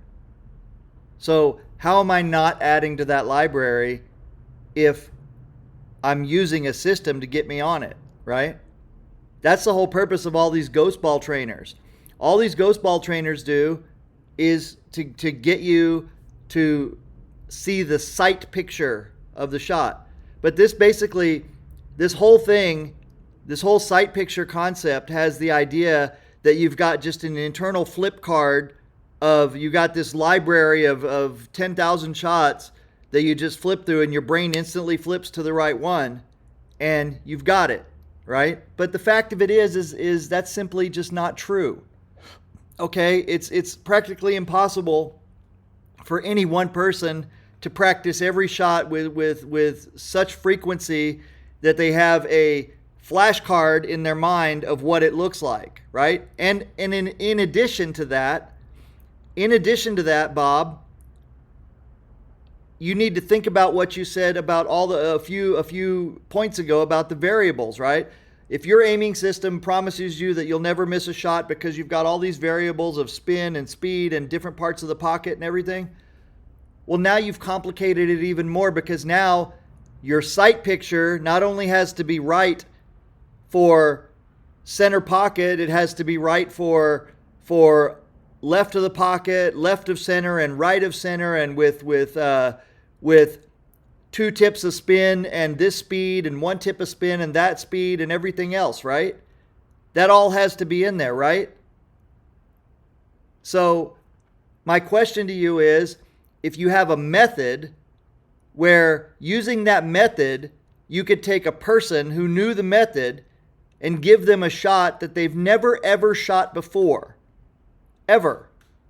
They've never even tried it before, and they've got at least a 50% chance to make that, to get on the right line because of the fact that they're using an aiming system. What's wrong with that? Wouldn't that get them to the sight picture that you say is worth it much quicker? So if you took 2 different players and you said to one guy, here, show me that you can learn this shot, right? And that guy has no aiming system, and he gets down on the shot and he tries it 20, 30 times before he starts to get to the right feel for it. And you got a guy that has an aiming system and he's got it down within 5 shots. Which one is better? Which one has then now developed the sight picture for that shot quicker? The guy that had to do it 20 times, or the guy that had to do it 5 times? And beyond that, if the guy that had to do it 5 times has got the correct sight picture, then he's more than likely going to be able to adjust as needed using the system plus the sight picture when the shot is a little bit different, rather than just guessing. So let's take a look at that real quick. Well, let's see what else you got to say real quick, and then we'll get back on the table. Pool players often talk about the similarities between pool and the sports of golf and tennis. But the 2 activities that actually have the most in common with pool, because they require you to remain perfectly still and to see the sight picture, are archery and pistol target shooting. When the target shooter has aligned the front sight between the rear sights and the bullseye of the target, they have acquired a proper sight picture. See, now this I love. This I love right here when he uses target shooting, right? And bows are the same. Bows also have sights on them, right? So you'll notice that the pistol has a guide on there. It has an objective guide. And he just said if you line up the front sight between the 2 back sights, in other words, you're using these objective references, then you should be dead on. Now that's going to assume that your sights are calibrated, because on a pistol or a rifle, you need to get your sights calibrated so that when they show you that they're pointing at the target, that's exactly where they're pointing. And that's the same thing with an aiming system, right? So earlier he said, well, everyone's eyes are different, or their head's a little bit different. Their physiology is a little bit different. So how do you know when you're using an aiming system, for example, that you're correct?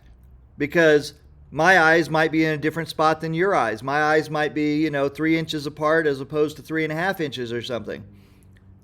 This is how you know. You calibrate it. Okay? So when you're told as a function of the aiming system, for example, to align yourself to where the center of the cue ball goes to the edge of the object ball, right? Like this, and it should come right to your nose.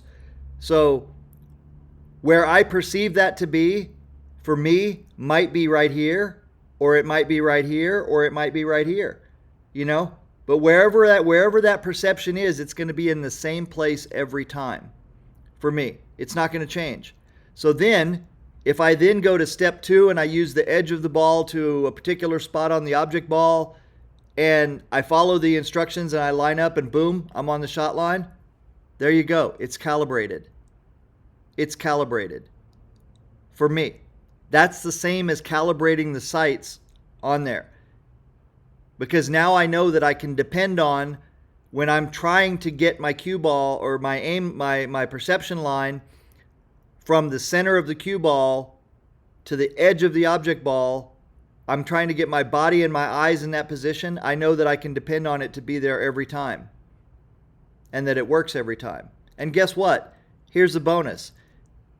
If I do that and I use all the steps of the aiming system and I miss, I'm likely to miss exactly the same way the next time and the next time, as long as I keep putting in the same input.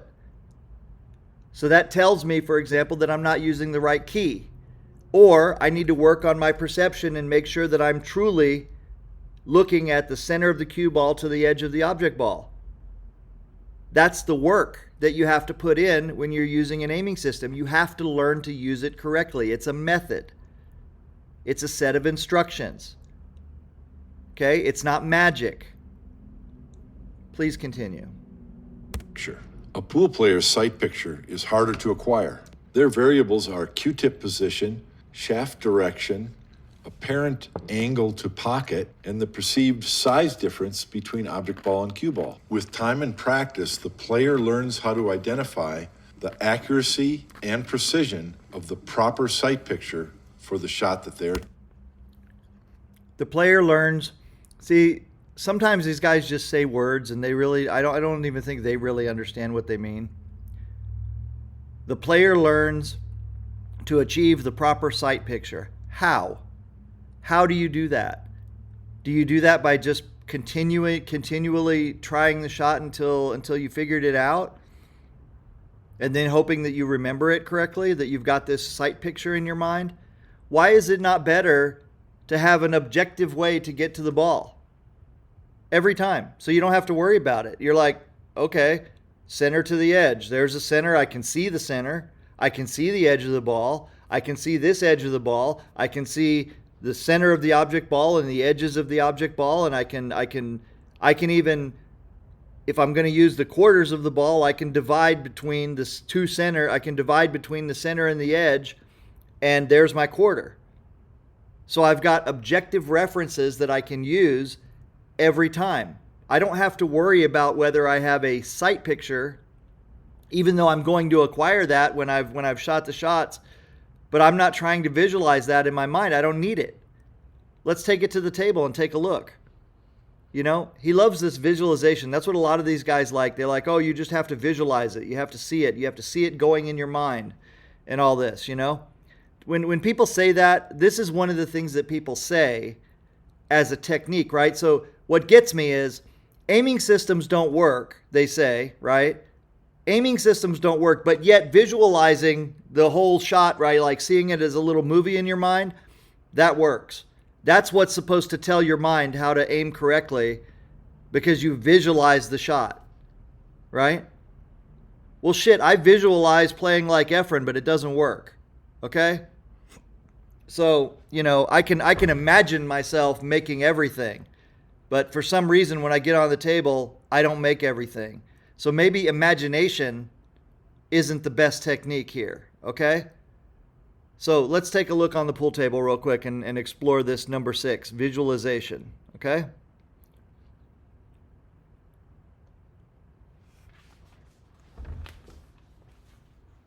All right, so visualization, right? He basically says, just imagine the shot, right? So there's the checking it. And another thing, here's another thing to consider, right? Think about this. If visualization works, right? If visualization works as well as he says it does, then why do the pros do this? Why do they go like this? You constantly see them doing this. Right? They'll come over here, and then they'll walk over here, and then they'll go into the shot. But why do they have to do that if they've built up such a library of visualization? Why can't they just do this? Why can't they just do that every time? They've already got it visualized, right? No. The reason that they do it is because they're using the references that they can see. The pocket, center of the ball, right? Center of the ball, contact point, whatever they can use as they walk back around here, that's what they're doing. They're trying to be as objective as possible, without imagination, to get on the shot line. So what's the difference if I just walk up to the table and I'm like, center to edge, edge to A, boom, there it is. What's wrong with that, right? Now, let's take a shot like this. I'm probably not going to make this because it's a Forfeur's effect, whatever. But let's take a shot like this where the 7 needs to go in the pocket right there, right? Now, I don't do this. I don't come over here and look at this because I don't use contact points here. But if a pro or anybody else needs a contact point, great, you know? But when they get over on a shot like this, for me, I'm going to go center to edge, and I believe it's going to be edge to B. Now again, don't get caught up in the terminology, okay? That's for this particular system that I'm using. But if you want to learn it, then you can learn it. But what I want is I don't want you dissuaded from learning it just because somebody like this guy says, oh, your aiming system sucks. He's basically saying, don't bother with an aiming system, and that's bullshit. Okay, so center to edge, edge to B. Hope that's right. Should be right.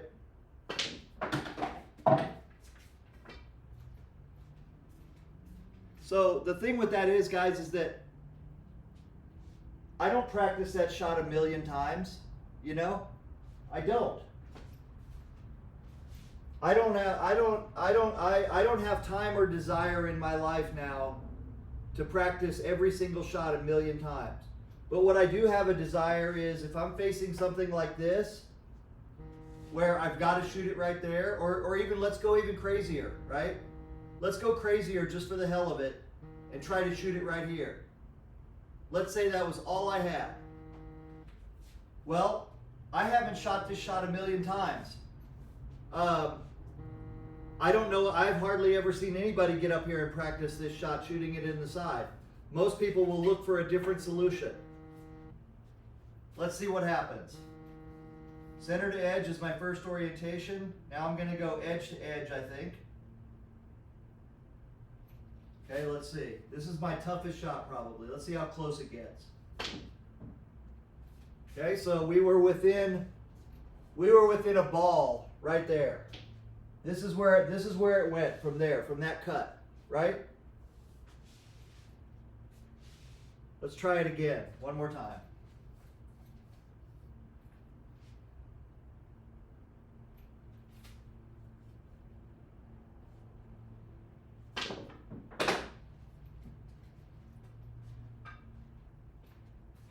You notice that I didn't have to, did you notice that all I did was 3 steps?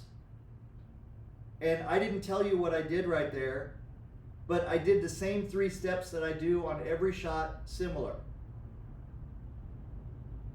I get my orientation, I get my key, I acquire the cutting side of the ball. All of this is done with my eyes. My body moves very slightly till it's in position. Boom, down to the shot. That's it. What's wrong with that? Does that not fulfill everything that he says needs to happen? But if it was only visualization, I'd be kind of screwed on that shot. But I could still use that. You can use visualization if you want, you know. You can. Here's the beauty of this, right? Let's say, for example, that we're using ghost ball, right? Let's say, for example, we're using ghost ball. So I'm right there. I can project the ghost ball right there if I want to. I can imagine a ghost ball there and then visualize the whole thing if I want to do that. If I felt like I needed to do that, I could. And I do actually use the ghost ball. If I need to do something like kick at a ball or something like that, then I'll use the ghost ball. I'll use the ghost ball here. I want to kick it in there. So I'll use the ghost ball, I'll double the rail right to there. So that's about where I need to be. So I'm kicking to the ghost ball. So it's not like that there's not a reason to use ghost ball or other methods. You can use any method you want. But the beauty of this is that you can come up on shots that you might not have ever even thought about trying before because they look impossible. You know, or they look too daunting, or they look too crazy. And at least you have a chance to get on the right line, even though you haven't practiced that shot a million times. So why is that not an advantage for aiming systems? Why can't he look at that and say, this is one of the advantages that someone has for aiming systems? You can always use any method that he tells you to use for aiming. You can still use it, no problem. You can supplement it, you can use it, you can visualize, you can do everything plus use an aiming system. But if an aiming system would be advantageous for you and you don't know how to use it, then that's one resource that's cut off from you because this guy told you not to. That's the point I'm trying to make. Let's try one more just for the hell of it. I got to miss at least one of them. Usually I miss most of these when I'm doing it on video. Okay, let's try something else that's stupid, just for the hell of it. Let's try to make it right there in the corner. Center to edge is going to be edge to, I'm going to say edge to C on this one. Hopefully.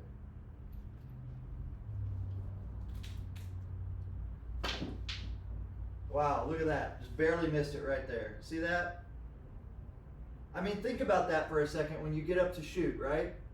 When you're playing pool and you're faced with some weird ass shot that's like, you know, God, I don't know. You know, here, this one's tough for me.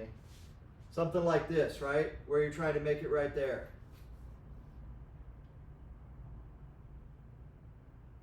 And he talks about different perceptions and things like that. Being variables.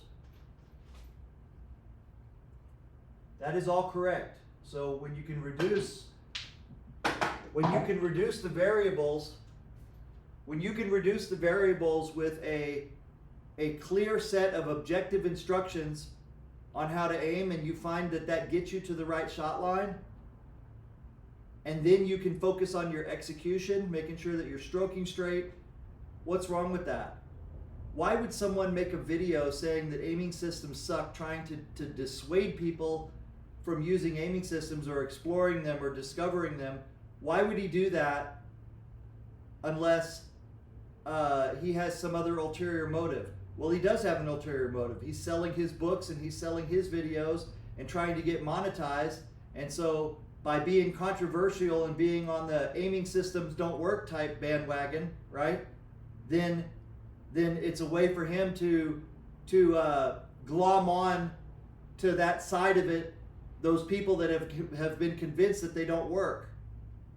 But they do work, and they work excellently. Excellently. Ugh. All right, anyway, let's continue.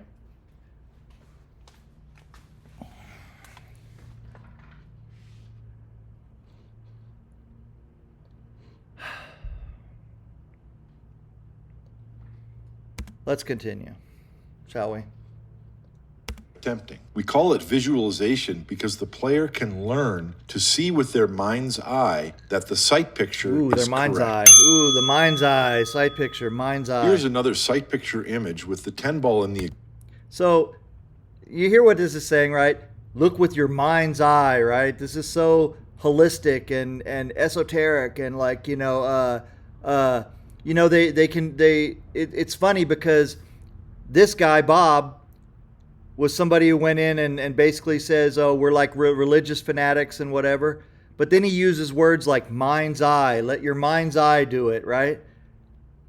Dude, he's not a neuroscientist, you know? This is all nonsense. So basically he's saying, if you have an objective set of instructions that get you to the shot line where you don't have to be biased and you don't have to worry about your mind's eye and your subconscious and you're consciously doing this and it gets you on the shot line, somehow that's worse. Somehow that's bad, where developing shot pictures and letting your mind's eye do it is better. Come on, man. You know? Exact same location, but the cue ball much farther back. It's the exact same object ball angle to pocket and the exact same cue ball angle to the object ball. Yet the sight picture is completely different. And guess what? So, yet the sight picture is completely different. But guess what? If you use an aiming system, you don't have to worry about that, because each of these shots has a different key to it to make the shot. Each of these shots has a different object. You use the same system, the same steps, but because you have different perceptions that you can use, in this case, the shot on the left here would be center to edge and edge to B, which would be the center of the 10 ball. That would be your orientation that you go down and you'd be on the shot line. And for the second shot here, it would be edge to A. So you use edge to A, boom, there you are. No problem. The system handles it objectively. You don't have to worry about whether you have developed the correct sight picture or not.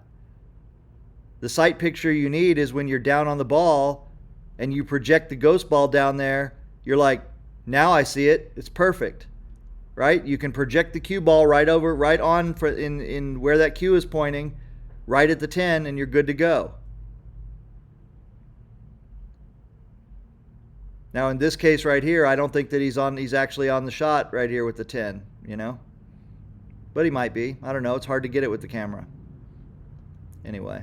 In number 8, I mentioned that players with high deflection shafts often have a different perception of where their cue stick is actually pointing. And this is an example of the brain learning to identify the correct sight picture. Placing a ghost ball in front of the 10 ball is good training for beginners, but no aiming system is practical or a substitute for learning how to visualize, feel, and see the sight picture. That is absolutely incorrect. Let's back up and see what he said, okay? He makes these declarative statements and they're just not correct, but let's see. For learning how to visualize, feel, and see in front of the 10 ball is good training for beginners, but no aiming system is practical or a substitute for learning how to visualize, feel, and see the sight picture. Okay. No aiming system is a substitute for learning how to feel and see the sight picture. Really? Really? So let me just ask this, right? So let's say that we had two players, right? Both of them were the same Fargo rated speed, right? Say 500 or 600 or whatever, right? It doesn't matter. Pick a number. Say 600, right? And you took these players and you gave them a test, right? You gave them a test. And the only difference between these two players is one player is a feel aimer, okay? So he just sees it and doesn't have any kind of aiming system whatsoever, just jumps on it and plays, right? And the other player uses an aiming system. So you give these two guys a test. They have the same amount of shots. Just for the hell of it, let's say 10 shots, 10 different shots, right? And the guy that has the aiming system, he makes 7 of those 10 shots, and the other guy makes 5 of those 10 shots, right? And both of them have a perfect stroke, okay? Could we not make at least a preliminary conclusion that it's likely that the guy using an aiming system doesn't need to have a shot picture for every shot that he's about to take? Because the aiming system puts him on the right shot line and allows him then to execute with confidence, whereas the other guy who's guessing, maybe he has some shots that he's not quite sure of because he hasn't developed a sight picture for those. So wouldn't you say that if you took two players who were otherwise equal and the one that uses an aiming system got on the correct shot line, and you don't even have to shoot the shots. You could just use a laser and turn the laser on after the guy's down on the shot to see if he's on the right shot line. So if you go 10 shots, 20 shots, 100 shots, and the guy with the aiming system has a way higher percentage of getting on the shot line, right? We're not talking about execution right now. We're not talking about which one of these guys is better under pressure, which one has a straighter stroke overall. We're talking about just getting to the correct shot line first. If the guy with the aiming system is able to get to the correct shot line more often than the guy without an aiming system, then how can we not say that the aiming system is an improvement over the shot picture method of building a library of shots? Why can't we say that? You know? As a matter of fact, the aiming system is access to the shot pictures, if you want to look at it that way, right? So if you wanted to say, how do I get to the right shot picture, right? How do I know when I'm on the when the shot picture is right? Or what's the likelihood? What's the highest likelihood that I'm going to get to the right shot picture with the least amount of effort or the least amount of attempts, right? Then I would say that the aiming system does that for you. And I would say you can test this out anywhere, anytime, between any players.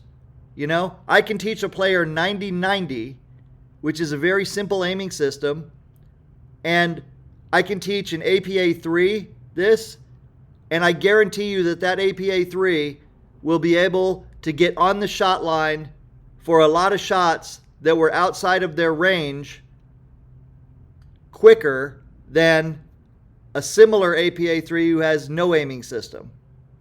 Guaranteed. We can bet high on that. So this statement that he just made is completely false, in my opinion. Oh, this Reason one is number good. 5. This one is Aiming good. is easy. In my opinion, many players become overwhelmed at the seemingly infinite variety of shots, that is, the relationship of object ball to cue ball, that can occur anywhere on a pool table. And so the idea of some kind of trick or secret or system that can make aiming easier is very appealing. But stop. It's not that complicated. Oh my God. Oh, this is so good. Okay. First of all, if aiming were easy, then I wouldn't be making this video, and he wouldn't be making the video either. There wouldn't be a bunch of different aiming systems. There wouldn't be a lot of discussion about it. There wouldn't be arguing about it, because it would be easy, right? If it were that easy. There wouldn't be 20 different ghost ball trainers if aiming were easy. So aiming is not easy, period. It's just simply not. And you can see this again by doing tests with shot making tests and so on. You can see it. We can test it by taking people. You can go off the street and get people and say, aim this shot correctly, and you'll see that they're you don't even need a laser. You can see how far off they are. So it's not easy. It's a learned skill. Aiming is a learned skill. In any endeavor that requires aiming, the proper technique to aim is a learned skill. And there are several different, in most different sports and tasks that require aiming, there are usually multiple ways to aim. There's not just one size fits all.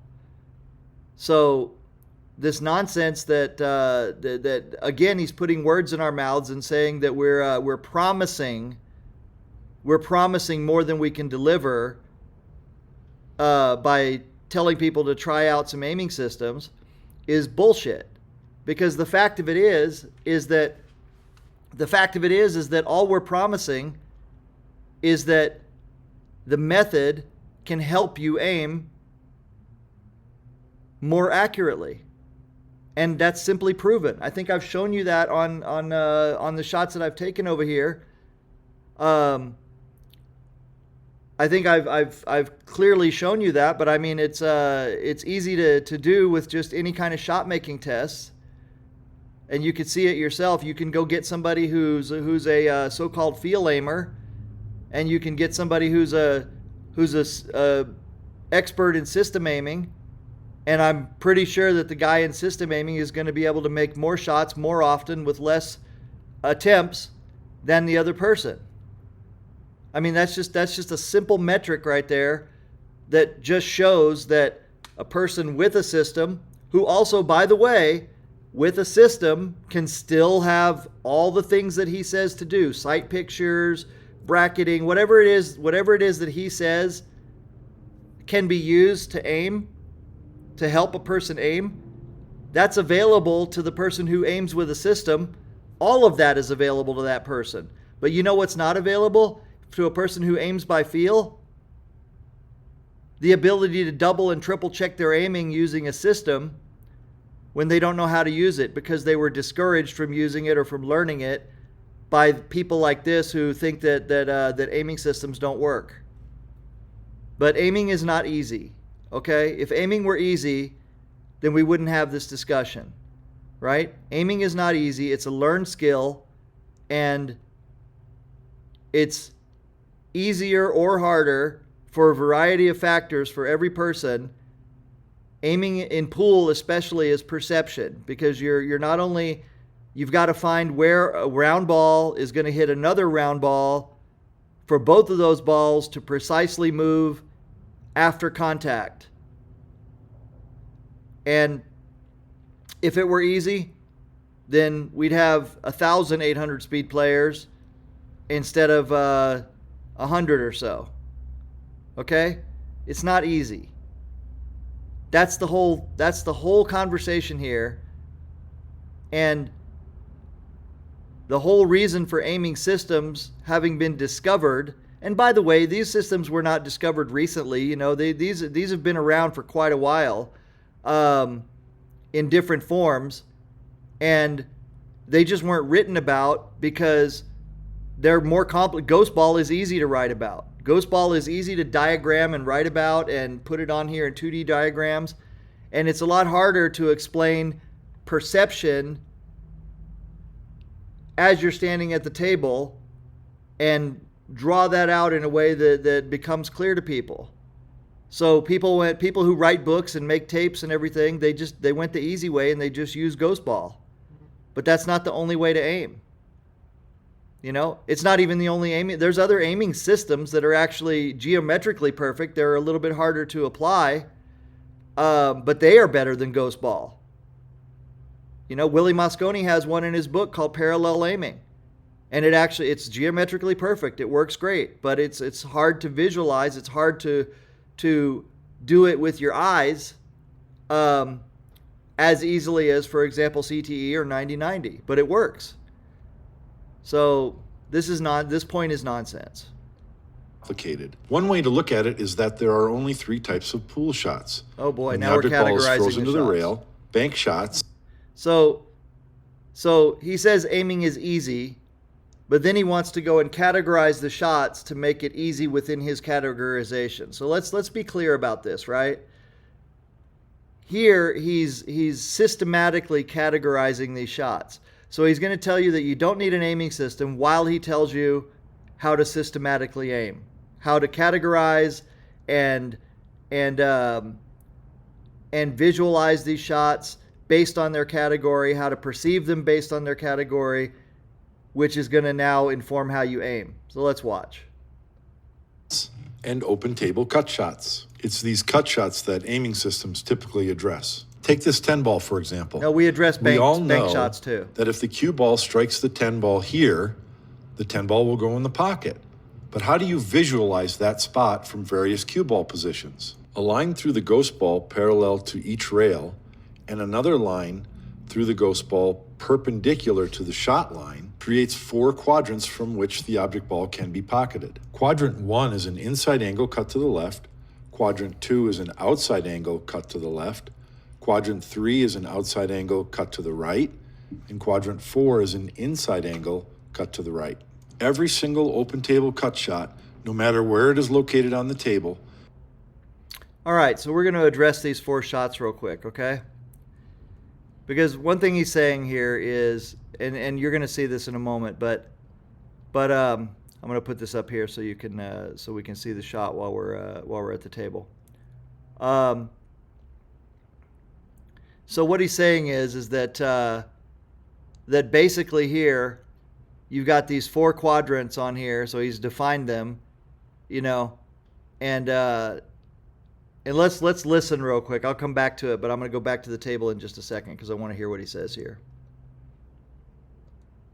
Can be analyzed in this way. These quadrants, nor the ghost ball in the image, is an aiming system. It's a way to simplify and practice any cut shot. What did you say there? Practice shooting this 10 ball from different locations within Quadrant 1.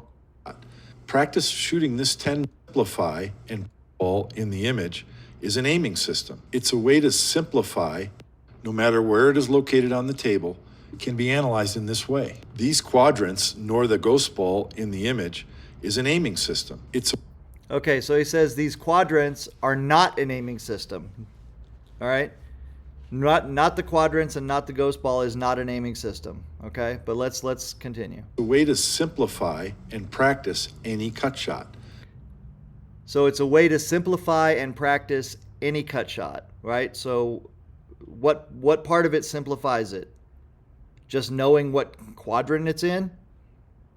So you'll notice he drew these lines, right? So we've separated this out, and now we're labeling this. Okay, all right, fine.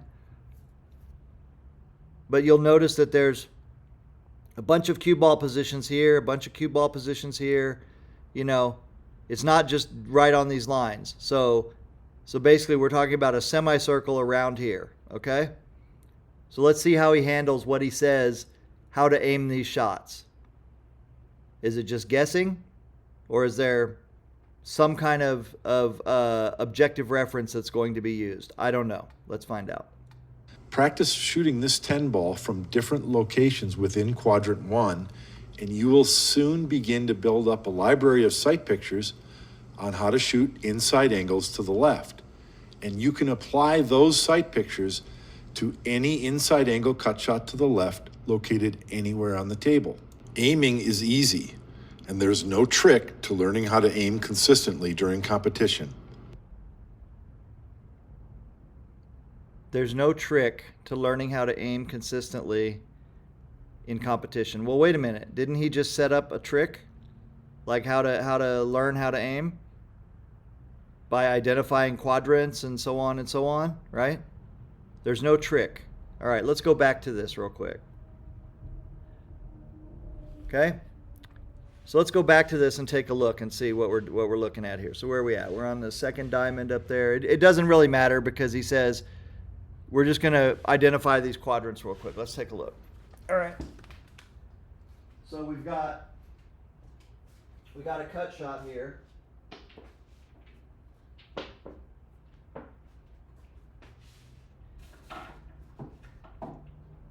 So let's put up a shot.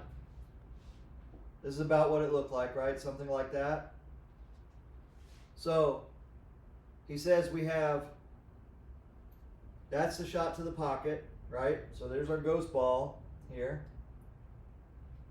So now if we make this line right here where through the center of the ghost ball, not the contact point, the center of the ghost ball.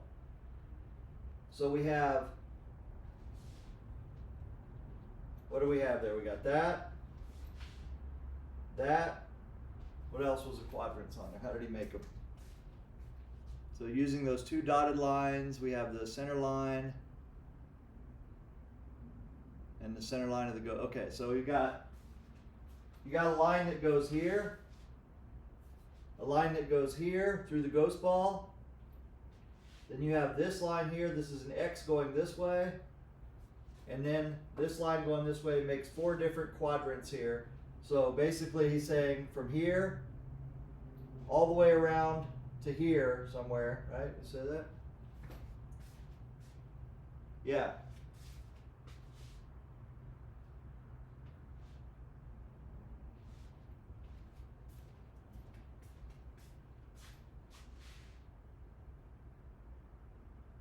Huh. All right, so he's saying basically anywhere from here all the way around to here, right? So around to here somewhere. That's all our cut shots. So let's take a look at this, right?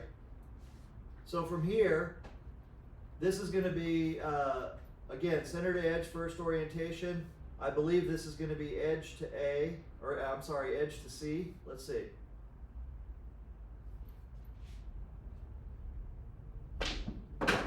Okay, so that was edge to C.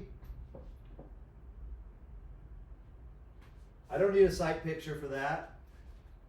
Right? Let's come around to this side. Right? All the way around to here. Again, I think this one I think is edge to A, or it's edge to edge. I'm going to go with edge to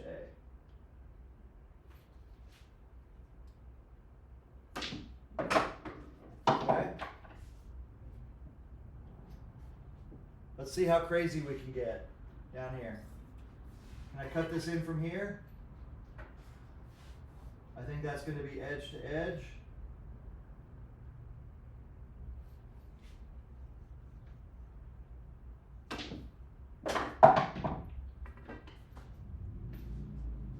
I'm sorry, do I need quadrants for this, or do I just need an aiming system? Right? So that wasn't me like drawing quadrants on here and looking for ghost balls, you know? That was me applying an objective aiming system to get to the shot line by using objective references. Super simple. Super simple.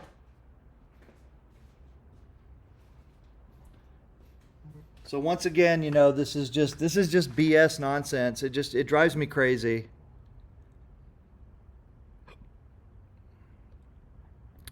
This just drives me nuts, you know, to watch stuff like this.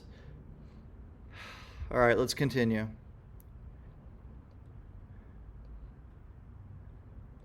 Aiming is easy.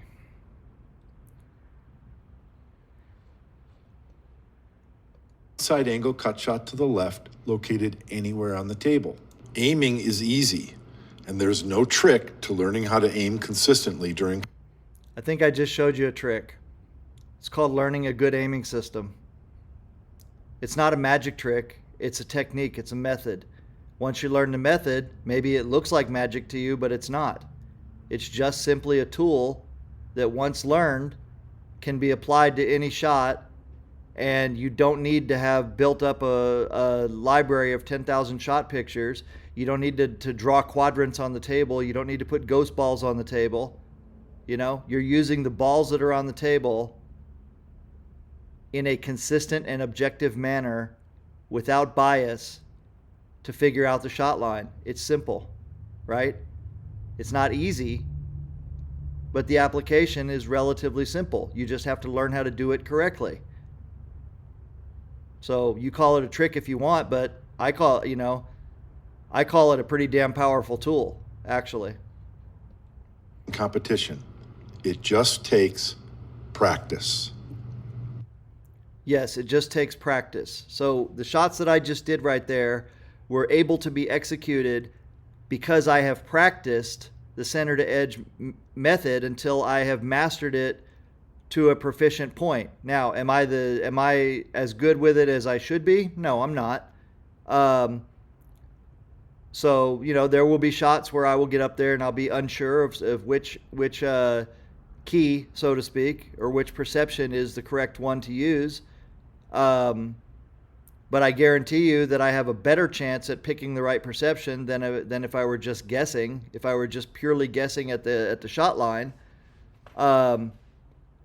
So yes, practice is important, but you don't have to do brute force practice. You can do directed, conscious practice using an aiming system, and that eliminates, it doesn't necessarily totally eliminate, but it goes a long way towards eliminating the need to build up a massive library of shot pictures, and use all that time to develop all those shot pictures. Because as you can see right there, I can shoot shots that I don't practice and have a real good chance at making them, and getting the result that I need, because I have a systematic and objective way to get to the baseline aim from which I can adjust if needed. Most of the time I don't need it. But if needed, then I could just adjust. So anyway, all right, moving on.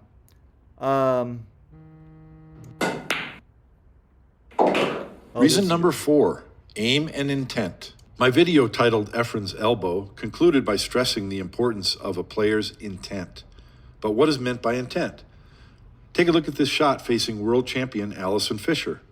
It's a long shot made more difficult by the cue ball being on the rail and delicate. So before I let him get into this too much about Allison, what is more intentional? What is more intentional than consciously using a method, a set of instructions to aim with? What's more intentional than that? So I'm going to tell you just from my own experience, right, that when you come up against a clutch shot like this, and that's what we call this, we'll call this a clutch shot. It's a shot where it's a critical shot in the game. It's touchy, and it requires you to be very still and very calm and obviously to have aimed correctly, but also to execute correctly. What's more intentional than having an objective method, an objective set of instructions that gives you objective references to look at to get you into the right shot line and the right shooting position? That's way more intentional than just guessing, in my opinion. But let's hear let's hear him make some more speculations about what he thinks Allison is doing. And by the way, I want to mention something. Allison Fisher herself went to see Stan Shuffett. I'm not sure what they talked about in terms of aiming, but Allison did go to him for instruction, as have other champions. And a lot of the times when the champions have gone to him, they have then picked up another title within a few weeks of getting instruction from Stan Shuffett. So just as an instructor, right? And we're not even talking about center to edge aiming. Just as an instructor, Stan is excellent, and he's a world-class instructor whom a lot of the pros have actually gone to and continue to go to help them with their game. So, but Allison, I'm pretty sure, I'm not 100% sure, but I'm pretty sure that she has talked with Stan about center to edge aiming and perhaps picked up some things. I'm not 100% sure, but I think I saw something about that. But I'll have to double check that. But anyway, I think that Bob is speculating here about what he thinks Allison is thinking, and I can tell you that Allison has been to Stan Shuffett's place, and Stan could probably tell you a lot more about what Allison is thinking. Delicate position needed. Allison's intent includes the object ball to the pocket, the cue ball to the object ball. So, by the way that she's standing right now, looking at this ball, is the way that we do it in CTE. You saw me do it. And anybody that uses CTE, you'll see that that's how they stand. They look at the ball. They're acquiring the target. They're looking at the center of the ball to the edge of the object ball. And then the second step is the edge of the cue ball to the right place on the object ball, which could be the center, the quarter, one of the two quarters. This is how we do it. Let's watch and see how she gets into the shot. Now, I'm not saying that she's using CTE here. I'm saying that the way that she's standing right now and addressing this ball is very similar to the way that we do it in CTE. So I'm not going to stand here like Bob is and make a claim that she's doing one thing or the other as far as how her eyes are working right now. But I will say that the way that she is standing right at this moment is very similar to the way we do it in CTE. Q-tip position, cue ball path after object ball contact, spin and speed. Before ever bending down to shoot, every aspect of her intent is clearly established and visualized in her mind. So the spin and speed, while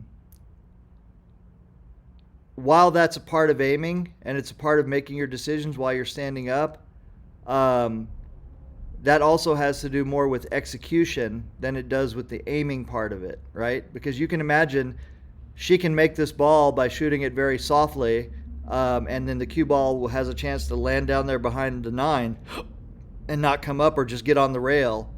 So while there are some times when you might want to aim a little bit differently based on how hard you're going to hit the ball, the actual shot line itself, though, in this particular shot doesn't really depend on the speed. It depends on the execution. So you get in the correct shot line, then you just have to make sure you hit it straight with the right speed. But anyway, let's see. But he's, again, a lot of what he's saying as a knock on aiming systems has nothing to do with aiming systems, because you can aim the shot with an aiming system and still have the same intention. You can still have the same exact intention, the same speed, the same spin, the same approach, everything like that. So it has nothing to do, he's saying this is a reason why your aiming system sucks, but an aiming system is intentional. What's more intentional than consciously choosing where to aim and applying the speed and spin that you want? Executor intent, Allison employs a shot routine that includes sighting the object ball, sighting the aim line, proper feet placement, cue and head alignment while standing behind the shot. So, proper feet placement. So Allison's feet is placed more like a snooker player. So does that mean that when he showed earlier Josh and other players, Ralph Souquet and these guys, when they have more of a pool stance, so are their stances not proper? So when somebody says proper, he says proper foot placement, well, other people stand differently and they get the same results. So which one is actually proper? And again, proper foot placement doesn't have anything to do with aiming per se. That's your eyes are leading where your body goes. And now one of the things is Stan Shuffuck came up with that. He said your eyes lead and your body follows. Bob Keller basically stole that line, stole it, because I've never seen any other instructor say that anywhere, right? He might claim that he made it up, but Stan is the one that made it up. Stan is the one that said your eyes lead and your body follows. So for Allison, her eye is leading and her body follows, and she gets into the stance that she's comfortable with, that she's practiced. Other people do the same thing. Their stance looks different, but their cue is on the right line. And as long as they can deliver that cue on that right line, what's the problem? Stance, rhythm, focus, eye patterns, all has nothing to do with aiming. Follow through and remaining still during and after the shot. No aiming system is a substitute for a clear intent and proper execution. Oh my God. No aiming system is a substitute for clear intent, blah, blah, blah, blah, blah, blah, blah, blah, blah. What kind of shit is, this is such bullshit. It kills me to see people go to these lengths to denigrate aiming systems and then trap themselves with their own words. Let's finish listening, and then I'll go to the table and we'll talk about it. Execution. Each of the components of her intent and the execution of her intent is well rehearsed. She can see, that is, visualize the shot before she shoots, and she can feel when it is right while shooting. No system is needed for her rhythm or eye patterns, for example, and neither for aiming. Good play is, for example, that is, visualize the shot before she shoots, and she can feel when it is right while shooting. Okay, so let's talk about this, right? So he says that no system is needed for all of these things, right? So first of all, let's go back to what I said. He doesn't know what Allison, what's in her mind right now. He doesn't know how she's looking at the ball. He doesn't know whether or not she's using any particular aiming system or not. You know, he doesn't know whether she's using any part of the ball. He doesn't know the level of objectivity in Allison's aiming right here. So he doesn't know. I don't know either. Okay? I wouldn't know unless I ask her, which I could, by the way. So I'll name drop there a little bit. But she might very well say, I just see it, you know?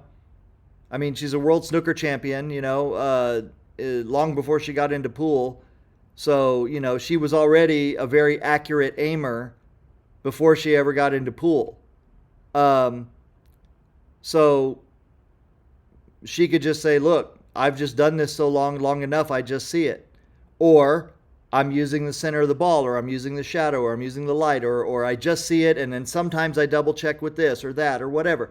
There could be a whole bunch of ways that she's doing, right? But like I just told you, the way she's looking at it right here looks a lot like how we look at the balls when we are using centered edge aiming. It's pretty much the same motions right there. But let's look at these other things. Object ball to pocket. Cue ball to object ball. First of all, he doesn't know that she's looked at the object ball to the pocket. He doesn't know that she's, you know, cue ball to object ball. Of course, we're all doing this because that's the task, right? So we see the pocket, we see where the ball needs to go, so we instinctively see that path. Then we look at the cue ball to the object ball and we use whatever method we have to aim that. Cue tip position, cue ball position. Yes, of course. Of course we're looking at all that. Of course that our intentions are all there. It's all, the aiming system doesn't change any of that. It doesn't change the calculation for speed and spin and sighting the object ball and sighting the aiming line and the feet placement. The feet placement, for example, takes care of itself, right? If your aiming is done standing up with your eyes visually, then it stands to reason that your foot placement takes care of itself. It gets underneath there, because if your feet aren't right, then you're going to miss the ball if it's part of the aiming. But the feet take care of itself. So whether you're under the cue stick like Allison is or isn't right here, whether your toe is on the line or not, it doesn't matter. What matters is that your cue gets on the correct shot line and you're able to stroke it correctly. That's it. Cue and head alignment goes along with the aiming. Watch what happens when she goes down to the ball. When you go down to the ball, your head moves in that kind of a little S curve and lands right on the line. Stance, everything. Stance has nothing to do with an aiming system. Rhythm has nothing to do with an aiming system. Focus has to do with it, because you need to focus deliberately, intently on the steps that you're using to aim. Eye pattern has nothing to do with an aiming system unless you figure out what eye pattern works for you, whether you like cue ball last or object ball last or flipping in between, whatever. That has nothing to do with the aiming system unless it is somehow causing you not to do the aiming system correctly, which again, practice with the method is what leads you to mastery of it, which leads you to the better results that you get when you're using the aiming system. I swear, this is so easy. Pause and follow through. That's execution. That's execution. Has nothing to do with the aiming system. Remain still. Nothing to do with the aiming system whatsoever. You know, so this guy's like, the aiming system can't be a substitute for all these things. Of course not, because it's not supposed to. The aiming system is there to get you on the shot line. All the other stuff, execution, concentration, everything, follow through, being still, that has nothing to do with the aiming system.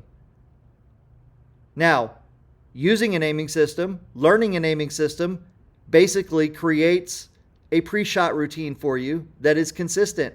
And a consistent pre-shot routine can help you with all of the other things that are listed here. So the statement that he's about to make here, complete bullshit. No system is needed for her rhythm or eye patterns, for example, and neither for aiming. Good play is rehearsed, and match play is... Wait. Good play. So good play is rehearsed, right? Practice equals rehearsal. So if I'm practicing using an aiming system and the aiming system works to get me on the shot line, then am I not practicing? Am I not rehearsing? Is that not the same as learning my lines in a play, if you want to use the word rehearsal, right? The more often that I practice my lines, and by the way, there's lots of memorization techniques to learn how to learn lines and things like that. If you go, I was a theater kid, so you can go in the theater and you can find tons of different techniques for remembering lines and just memory in general. But all of that is practice and rehearsal for playing good, right? So if I learn how to aim correctly, accurately, using whatever method, but I find that an objective method works better, then why is practicing that not valid? Why is that? I don't understand. You know? So if the task is, here's your shot, the cue ball needs to go here, it needs to end up here afterward, and I'm able to do that, and I'm using an aiming system to get the aim down, and I can do it very quickly and consistently, and it looks good, and it's played well, what's the problem? You're saying that I should just use a guessing method to get to the same level instead of an objective, intentional method? Think about that. And match play is the performance of your intent. Match play is the performance of your intent. No shit. You know? No shit. That's why if you're in a clutch situation, if you have a system that allows you that you feel really confident with, that'll get you on the shot line, that takes away one worry that you might have if I'm aimed right or not, right? Takes that away. Now you can really focus on your execution and you can bring it out in your match play. Okay, so let's hear, what does he got to say now? Work. Okay, work. Number 3, hard work. Too many aiming systems seem to suggest that there's some kind of trick or secret of... See, he's all about this. This is like the 4th or 5th time that he's gone on about this. Too many aiming systems suggest that there's some kind of trick, you know? That you're basically, if you use this trick, you won't need to do the hard work. This is another one where these critics of aiming systems get on here and they act like that people who are proponents of aiming systems are selling snake oil. Like we're selling you something. I'm not selling you anything, by the way. But there are some people who teach aiming systems who have created literature, created media around those aiming systems to better teach them. And so these guys act like that selling that information is selling snake oil to you. Like we're saying, oh, you're going to become a world champion if you just adopt this aiming system. That's BS. Nobody's ever said that. All right? I read to you earlier what Stan said in here, and I'll read it again real quick. He says, well, this is using CTE to improve your game. Okay? Now, so I want to ask Bob. Bob probably won't even watch this. I'm sure he won't. This is what now, 3 hours, going on 3 hours. He probably won't watch it. But if he does, I would like to ask him this question. Do you think that this statement is true or not true? Using CTE, where is it? Using CTE Pro 1 to improve your pool game. Do you think that a person who uses CTE and Pro 1 would be able to improve their pool game by using center to edge aiming or not? Is this a true statement or likely to be true or likely to be untrue? Okay? So secondly, aim like a professional pool player and improve your game. Well, if this will help you aim like a pro, that would improve your game, would it not? So, can CTE be used to improve your accuracy in aiming or not? So I say yes. Lots of other people say yes. People who don't know how to use CTE, like this guy, and I've seen nothing that shows me that he knows how to use CTE, that he even knows the steps. People like this guy say no, but they don't know. They've never even tried it, so they don't know. And so the question I have is is if there's a method or methods that can be proven to improve accuracy, what's wrong with using them? We don't imply that there's some kind of trick. We don't imply that, oh, if you learn this method, then you're going to be able to make everything that you shoot at. No one says that. No one says that about kick shot methods. No one says that about bank shot methods or aiming methods at all. No one says that. You're saying that. You're saying that we say that, and that's absolutely not true. But the question I have for you is, if you had a student, for example, and there was a way to get that student to pro level a year faster with no detriment to any other part of their game, and you knew that it would get them to the pro level a year faster, it would shave a year off their time to get them to pro level and get them earning money at that level,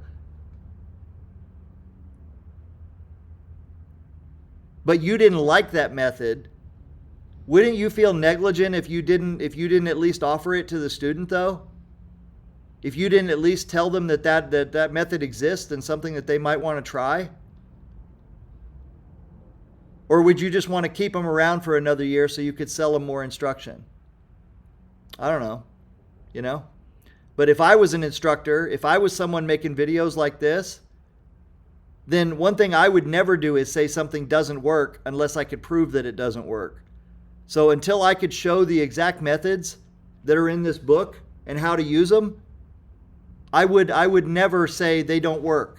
And I would never put words in their mouth and say that they promise something that they don't. You're saying that they're promising something that they don't, and that's not true. So Bob, at least be honest about it. You can say, I don't like aiming systems, that's fine, but don't lie. And right now you're just straight up lying about how aiming systems are discussed and debated and promoted, and you're putting false words in the mouths of the people who are proponents of aiming systems and the teachers of aiming systems. And I think that's very unethical of you to do that. The pros, that if you just learn to master it, you will never miss again. And the plain fact is, that just isn't true. Yeah, no shit, dummy. No matter what aiming system you use, or if you use none at all, when you're down on the shot, looking at the cue ball and the object ball, you need to visualize whether or not your Q-tip is pointed in the correct direction and the ball will be pocketed. This is so easy to bust. I swear to God, it's so easy. I could go to the mall. And find people who have never, ever, ever played pool before. Never. And I can take 10 of those people. I'll take 5 of them and set up a shot like this, and I'll teach them how to stroke. So before I let them hit a ball, I'll teach them how to stroke so they stroke straight at least. And then we can put them on these shots. And the other 5, I'll teach them a simple aiming system, a very simple aiming system. And I can guarantee you that the 5 who learn the aiming system are going to have more consistency in pocketing these balls, pocketing these shots, than the people who are just doing it by feel. Period. That's it. I mean, that's it. The same amount of time will be spent on learning, but the people with the aiming system, with just that as the only difference, are going to be better ball pocketers with that short amount of time. That's it. So what you're describing here with your visualization and everything is guessing. That's what you're describing. You're saying that it's better to guess than it is to use objective parts of the ball to precisely aim. That's what you're saying. The concentration required is hard work. But I thought aiming was easy. So now aiming's not easy. Now you have to concentrate, right? That's hard work. So which is it? Do you have to work hard and concentrate to aim correctly, or is it easy? Learning to play great pool involves practicing all Once again, aiming is just a part of learning to play pool. Aiming is just a part of the game. Arguably, it's the first task that you have to do, but it is just part of the game, right? You have to aim, then you have to execute. All of this stuff that he's putting on here are all different parts of the game, not necessarily having to do with aiming. So I don't know why hard work is a reason that your aiming system sucks, because he's implying that someone who uses an aiming system thinks that they don't have to work hard on the rest of their game. Like, oh, if I use an aiming system, then everything else is going to fall into place, you know? I don't know why anyone would even say this unless he just has complete contempt for his audience. You know? You have complete disdain for the people that you're talking to here, like they're completely stupid. Because this statement is itself completely stupid. aspects of physical and mental technique. The relative importance of any aiming system is put in its place when you put in that hard work. What does that even mean? The relative importance of any aiming system is put in its place when you, what did he say? When you consider hard work? I got to listen to that again because it's a word salad. All aspects of physical and mental technique. The relative importance of any aiming system is put in its place when you put in that hard work. Okay, the relative importance of any aiming system is put in its place when you put in that hard work. So the hard work meaning the work for all the other things that don't have anything to do with aiming? The relative importance of aiming is contrasted with all those other things? So I don't understand. Are you saying that aiming is not important? Or it's not as important as people think it is? Or as important as aiming systems people say it is? You know, is that what you're saying? I don't get what you're saying. Because all those other things, everyone, you know, knows that to be a complete player, you have to work on all those aspects of the game. And I imagine there's a few people out there who might think otherwise, but I think the majority of people are very clear about that. An aiming system is just one way to aim. It doesn't shoot the shot. It doesn't fix your stance. It doesn't do all these other things that you claim are necessary, which, by the way, are necessary, but have nothing to do with aiming. So hard work, you know, is not a reason your aiming system sucks. Your implication is that someone who uses an aiming system doesn't work hard on their game, and that's just wrong. You know, for one thing, they work hard on their aiming system so that they know that it's dependable. A, they know it works, and B, they know it's dependable so that when they get in competition, they don't have to worry about it. They know that at least the aiming is taken care of, or very likely to be taken care of, because they've already put in the hard work to learn the method and master it. Learning to play well takes hard work. Shooting a shot takes hard work. Oh, so quality shot making is hard work, quality practice takes hard work, but aiming is easy. Remember that. Aiming is easy, okay? But it's the practice that takes hard work, and it's the quality shot making that's hard work. Okay, we got it. Reason number 2. Oh, reason number 2 why your aiming system sucks. Stroke delivery. This ought to be good. Stroke delivery. Watch me shoot this long, straight-in shot.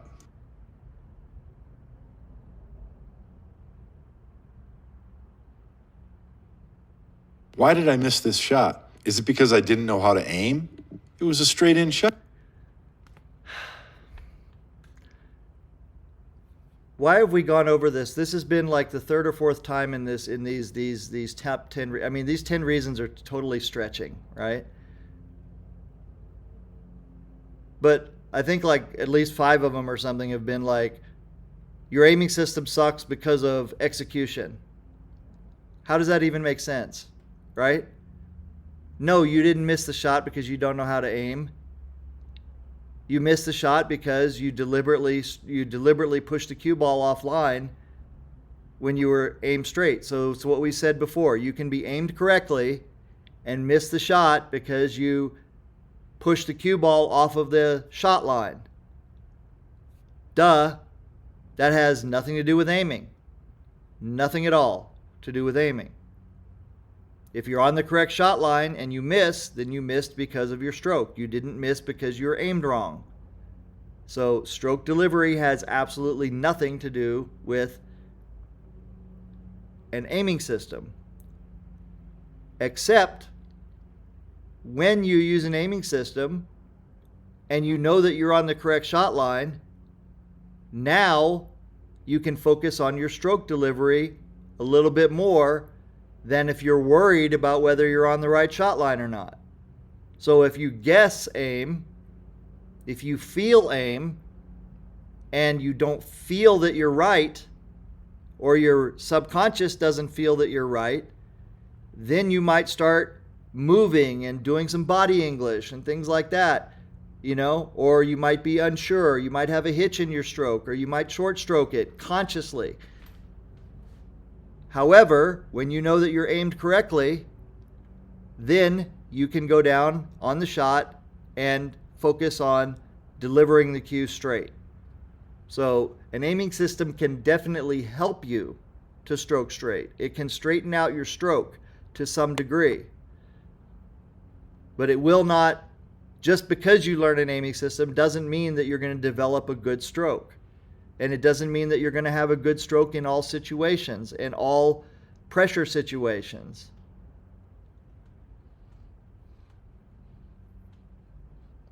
Shot. I'm going to suggest to you that the vast majority of shots that you miss are not because you aimed incorrectly. Now watch. The vast majority of shots that you miss are not because you aimed incorrectly. Well, that you wouldn't know that for whatever, that's a blanket statement that you can't know and for every person. For one thing, we don't even hardly test correctly in this country. Pool players don't really test themselves. They don't measure. They don't have, most pool players couldn't tell you. Most pool players can't complete a drill. And me included, they can't tell you how many times out of 10 that they're likely to make any particular shot. They don't have hardly any metrics on their playing. So there's no way for you to know why someone misses shots. Whether you don't know if they're aimed correctly, you don't know if their stroke is off or not. It could be more of one than the other, but you don't know. You don't know until you get to know them. The thing with aiming systems, though, is that once a person has mastered an aiming system, at least there they can be fairly sure that they're on the correct shot line. And then they can say with more confidence that the reason that they missed the shot is because of stroke and delivery errors. But you're saying that people should just guess, and when they guess and they don't know if they're right, that you're saying that they were probably right but missed because of stroke error.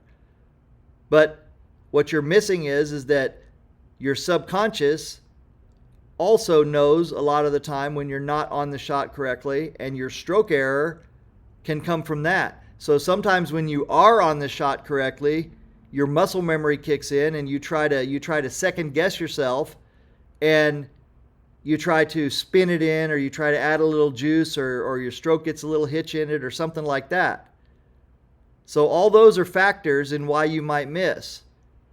So it's not necessarily true, and probably unlikely to be true, that most of the time you miss because of a stroke error rather than an aiming error. It could be either one. It could be a combination of both in the same shot. Watch me pocket this ball.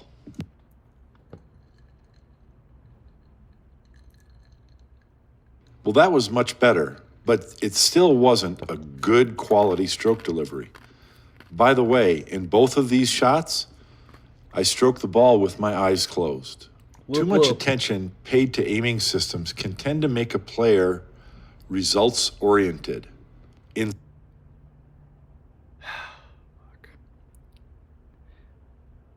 What else is there than results? I mean, the task is make the ball and get position, right? If that's your intention. Earlier he talked about intention, right? So if the end goal of all that intention isn't the result that you want, then what's the point? That's all pool is results oriented. That's why we have so many good players out there who have so many different styles. You know, some of them look pretty ugly, but they get it done. And we can argue about that player's form is excellent and that player's form is wonky, but they get it done. So I don't know how you can say that an aiming system makes players results oriented. An aiming system, of course it makes players results oriented because it's a deliberate, intentional method, set of instructions to get an intentional result. That's the whole thing. Instead, your focus should be on the quality of your execution, the result. So your focus should be on the quality of your execution when you're aimed wrong? When you don't know whether you're aimed right or not?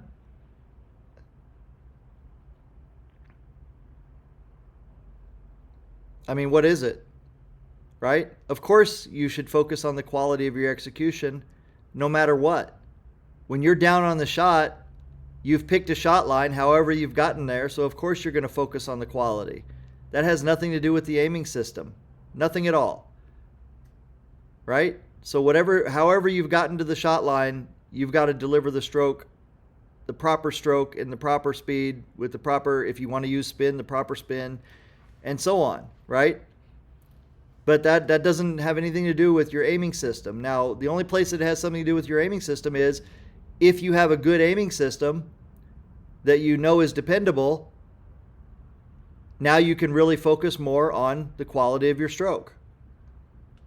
Results will follow. The number one reason why your aiming system sucks. Sorry, but I have to do it. It's a trap!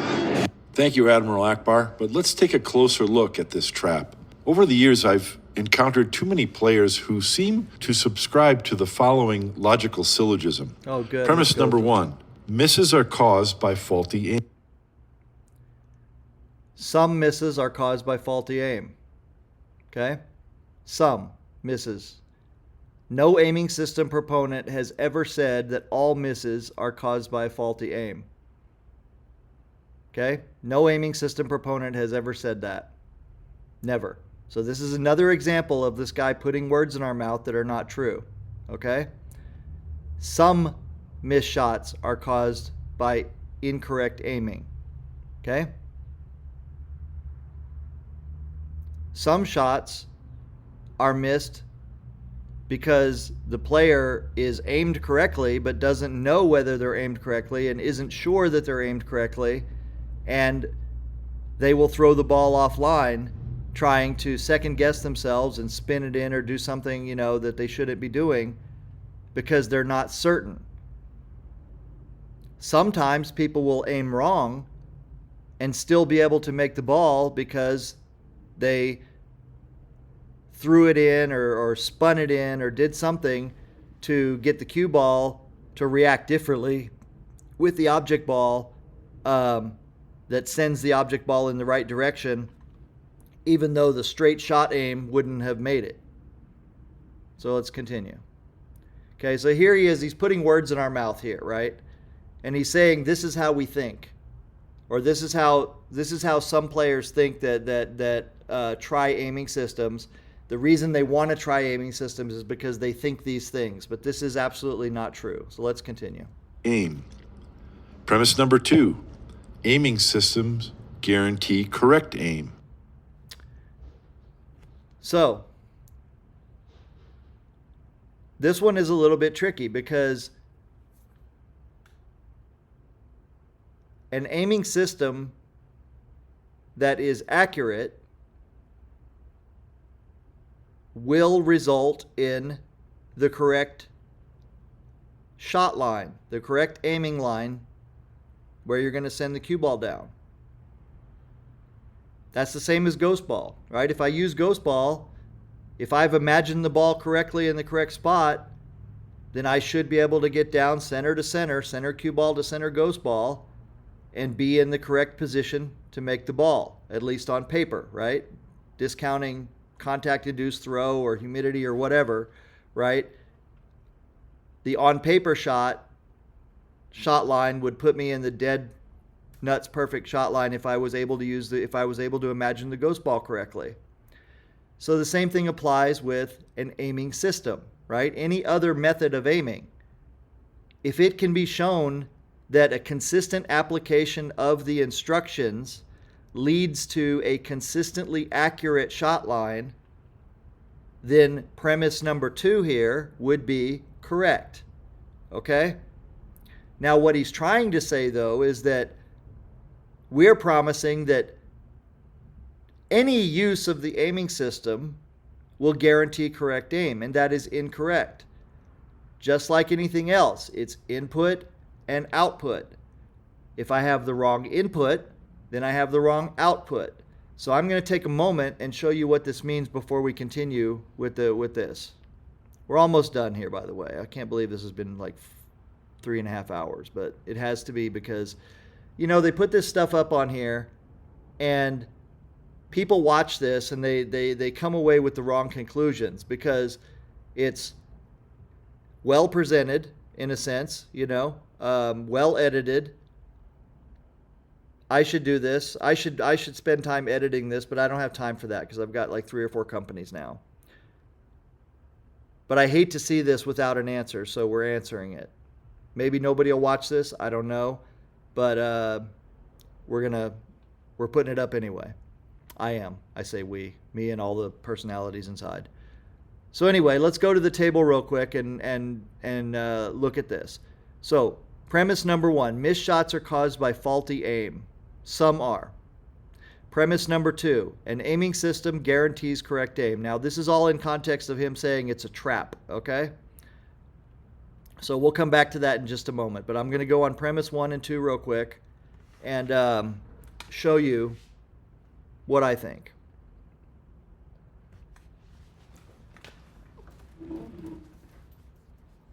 Okay, so premise number 1. What is it? Missed shots are caused by faulty aim.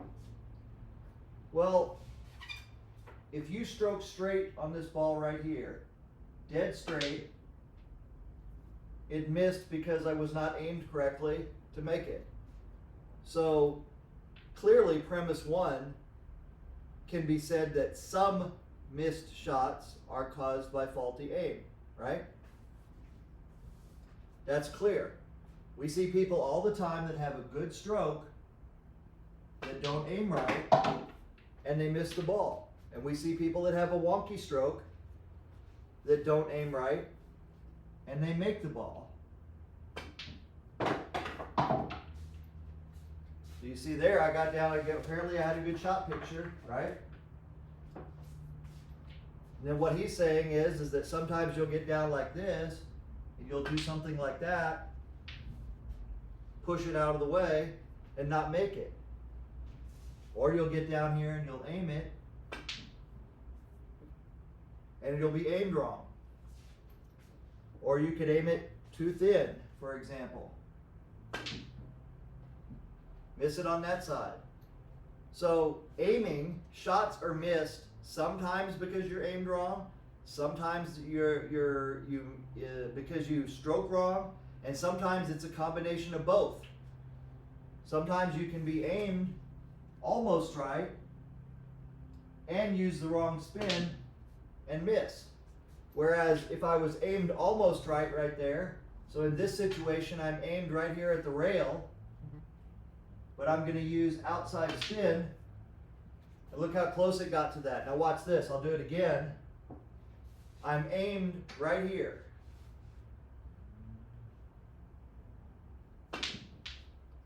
Look at that, I almost made it. Here, I'll do it a little bit differently. So here, I'm aimed right here, okay?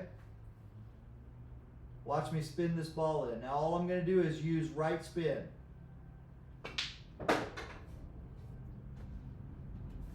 So the two premises he has there are an aiming system guarantees correct aim. Okay. Once again, input output. 90-90. That's the correct aim. Right there. CTE.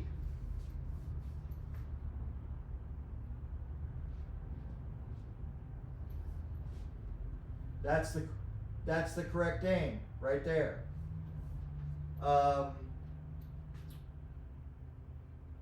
Shane Van Boning. Contact point. Left side of my shaft to contact point.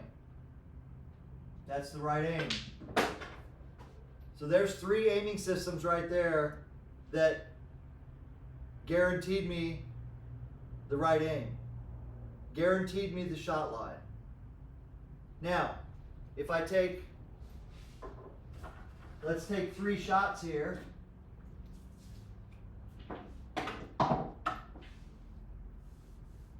If I take these 3 shots right here,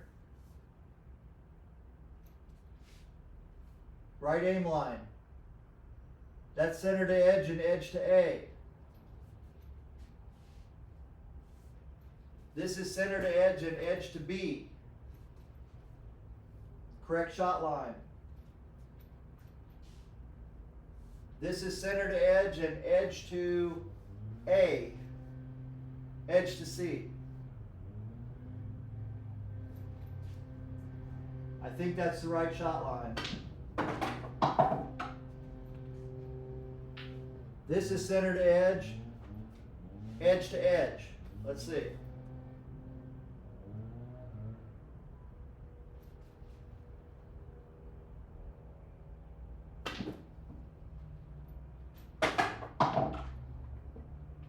So, premise number 2 here is an aiming system guarantees the correct aim.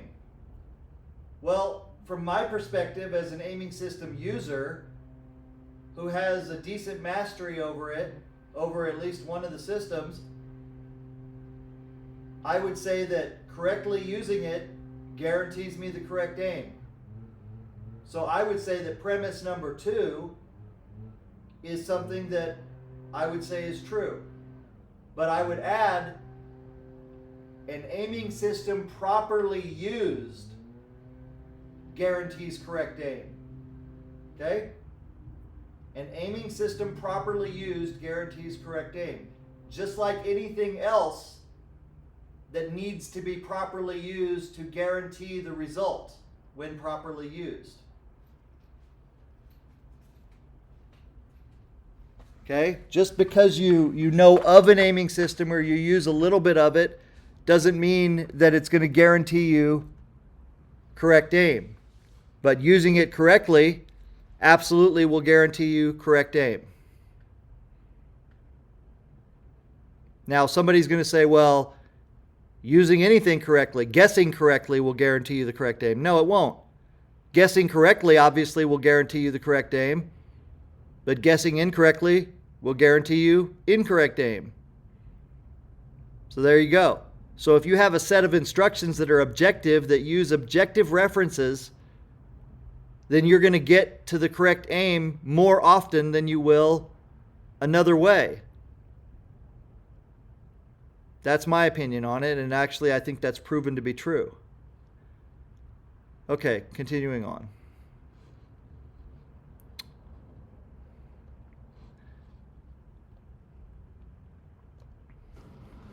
Conclusion. Aiming systems prevent misses. The conclusion of a logical syllogism is only true if its structure is valid and both premises can be shown to be true. So first of all, this is a syllogism that's made up. See, he's attributing it to us, but that's not what we say. Okay? So we don't have these premises exactly as he's written them. We don't say all missed shots are caused by faulty aim. So that should be some missed shots are caused by faulty aim, which would obviously be true. And premise number 2, an aiming system guarantees correct aim. We would never say that. We will say an aiming system properly used guarantees correct aim. Okay?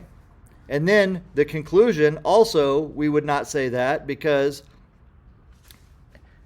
not in this manner. And he's basically trying to say that an aiming system prevents all misses. And we would never say that because once again, it has to do with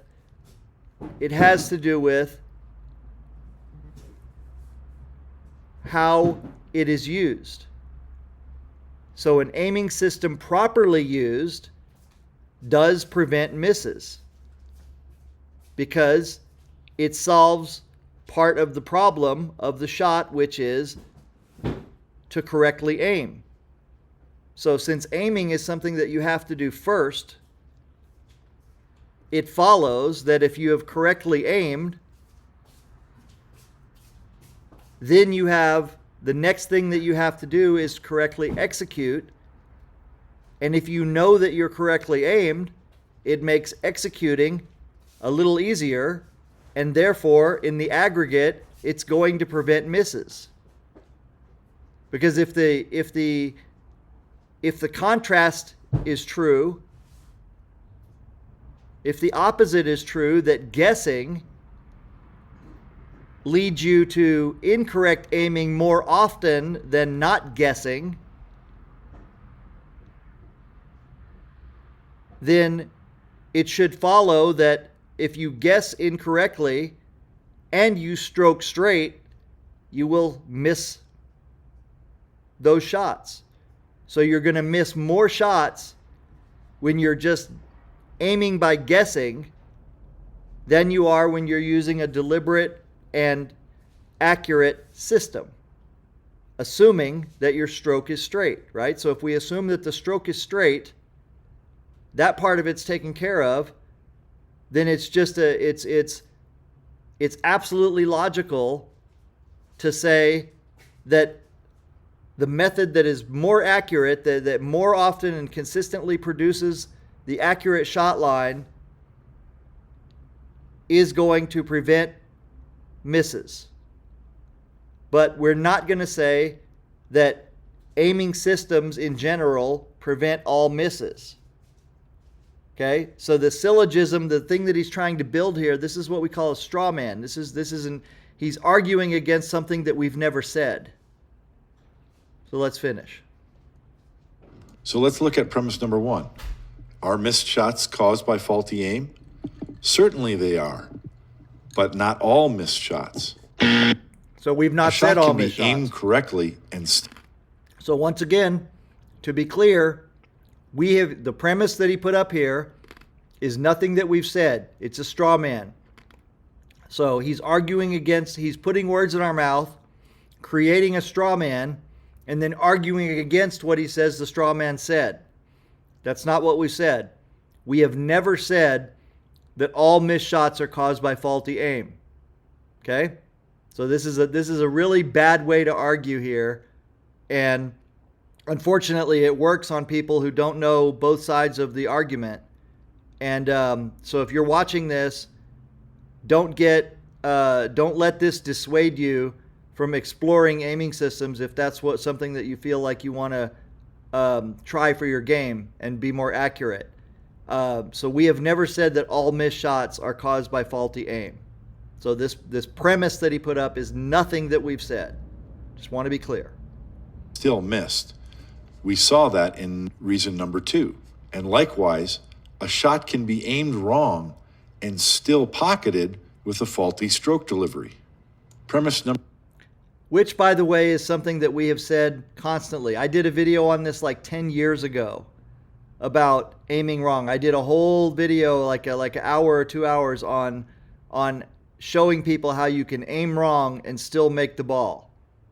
Okay, so this is nothing new here. This information is nothing new, and it's also nothing that we haven't already said a million times. Number 2, the truth is that no aiming system can guarantee correct aim. Once again, he says the truth is that no aiming system can guarantee correct aim. That is absolutely incorrect. Okay? An aiming system properly done, in other words, the instructions properly followed, and an aiming system properly practiced or sufficiently practiced so that the method can be applied correctly, will guarantee correct aim. I'm willing to bet on that. I'm willing to bet super high on that, as a matter of fact. That's how confident I am. It has nothing to do with zealotry or religious. They always like to come in and say we're like religious zealots or something, that we like to believe something with no proof. See, on the pool table, we can prove it. This is a physical task, so there's no spiritual shit needed for this. There's no metaphysics needed. It's just a simple test, right? We set up the shots, and if you have somebody that's a feel aimer, no system, let them shoot the shots. See how consistent they are, right? Once in a while, you're going to get somebody who's a real good sharpshooter, and they're no system, but they're going to be super sharp. Awesome. Why in the world does this keep doing this? But most of the time, if you take 10 people who aim by feel, and you take 10 people who are expert at using accurate aiming systems, I'm willing to bet that the 10 people who use accurate aiming systems are going to be more consistent with their ball pocketing than the people who are aiming by feel. Okay? So, to the degree that aiming systems prevent misses, they will definitely reduce the amount of misses for most players, I believe, who learn them. So I believe that most players who learn aiming systems will become better ball pocketers because they will feel confident about their aim, and they will be on the correct aim line, the correct shot line, more often than if they're just guessing when they're aiming. Not even the ghost ball system, because you have to still visualize the point or the edge of the shaft or whatever else your system asks you to look at. In my opinion, aiming systems can be very helpful for beginners, and even intermediate players are having trouble with some shots. But any aiming system that has you moving around in any way once you're down on the shot is a detriment to your game. So this is another one where they throw out there, right? Any aiming system that has you moving around. So I've shown you several aiming systems, and none of them have you moving around when you're down on the ball, right? But as far as that goes, we have seen players, high-level players, get down on the ball and adjust while they're down on the ball and execute just fine. So again, there's different techniques that can be used. You know, sometimes people fidget when they get down, looking for that little sweet spot. Sometimes their cue goes to the lower corner like Bustamante and Rob Saez. Sometimes they make a hard pivot. Sometimes they'll get down and their shaft will be right at the edge, and then they'll pivot over, and then they'll be in their shooting position, and then they'll shoot.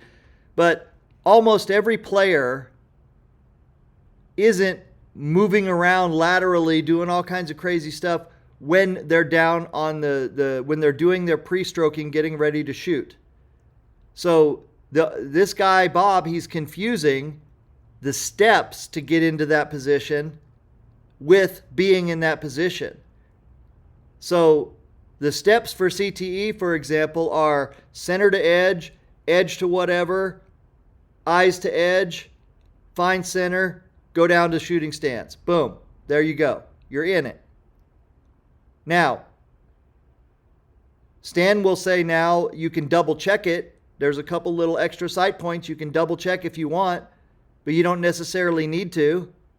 If you want to be that much more precise, you can be, but you don't have to be. I just showed you guys that you can get down on the shot and there's no lateral movement while you're doing your pre-strokes. Once you're down on the shot and you got the shot line, then that's it. How can that be detrimental?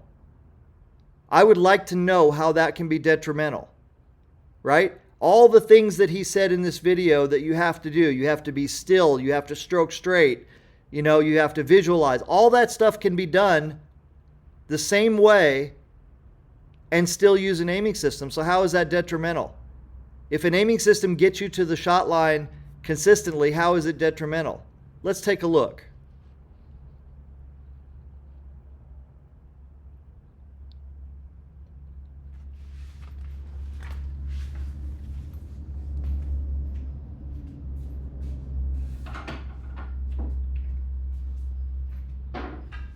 So let's take his straight shot right there, right? So here we have a straight shot. Now obviously it's center to center, right? But we can still use CTE for this. So center to edge, see how I'm offset now? Remember earlier the picture of Allison when she was standing there like this? What was she looking at? You don't know. He doesn't know either. But this is what I'm looking at. Center of this cue ball right here to the edge of this 12 right there. That's what I'm looking at. Center to edge, edge to A, acquire the edge, go to center, boom. Now, those 3 steps, I do those same 3 steps whether it's a cut shot or not, but look where my cue is. I am dead center on this V right there. Dead center on that point. What else do you want? So even though I executed by shooting it off on, now I'm going to do 90-90. Watch this. 90-90. See how my cue is touching both of those? Go to center. Look at that. I'm dead center. Bob, how can you say that that's not helpful right there? Look at that. How can you say that's not helpful? Here, this is a slight cut. Edge to edge. Move to center. Look at that. That was so straight it went to 2 pockets. But how can you say that that's not good? Edge to edge, go to center, boom, there it is. What's wrong with that? What is wrong with that right there? How can you say that's detrimental to someone's game? You know, it's acquisition. How many times have we seen people miss a shot like this to the side pocket? Edge to center. Edge to center. Move over.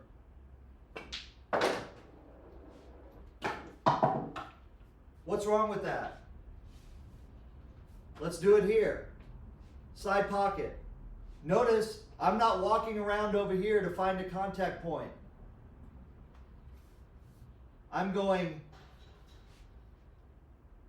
edge to center, move right there. I think that'll do it. This might scratch, but it doesn't matter.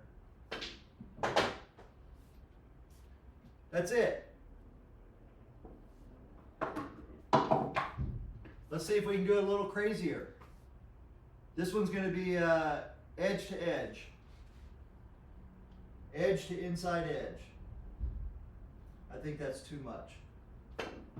Yep. All right. Let's try edge to edge is the hardest one for me.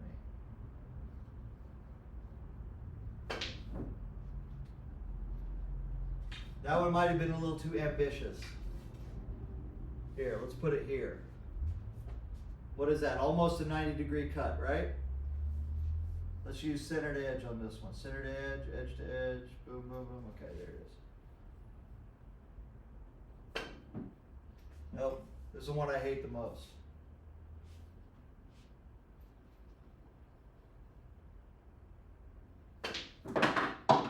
That's about as good as I can get, right to there.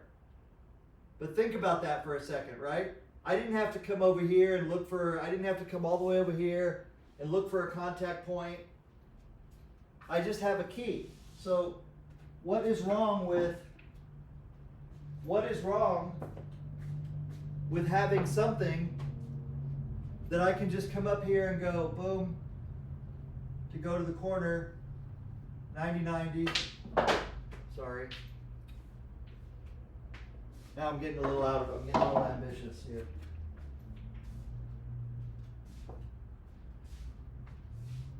Something where I've got like a mid-table shot like this. Or how about if I want to bank it? I don't know if this will work. Let's try it.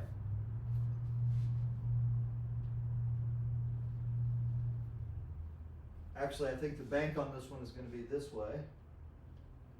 That should work. There you go. What is wrong with that? How can you say that that's detrimental to someone's game? How can you say that? I mean, if I'm in the finals, right? If this is the shot that I have to take, do I want to guess at this 8-ball if I'm in the finals with my team? You know? I'm looking at like a mid-table shot like this. I want to give myself the best chance to make this ball. So for me, that's going to be a systematic way to aim rather than guessing or rather than worrying about whether I have a shot picture. No, the aiming system is not going to guarantee that I don't miss, but it's going to give me a good shot at being correct.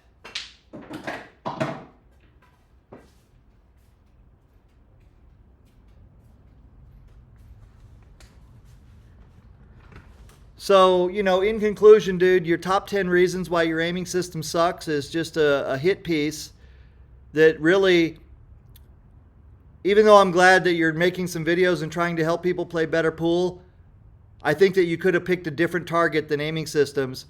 And I'm sure that you've got a lot of good stuff to offer, but the way that you went about it with these aiming systems, this and your other videos, I'm going to have to devote more time to debunking them. So this is the first one, and more to come. So, all right, let's hear what you got to say and finish it out.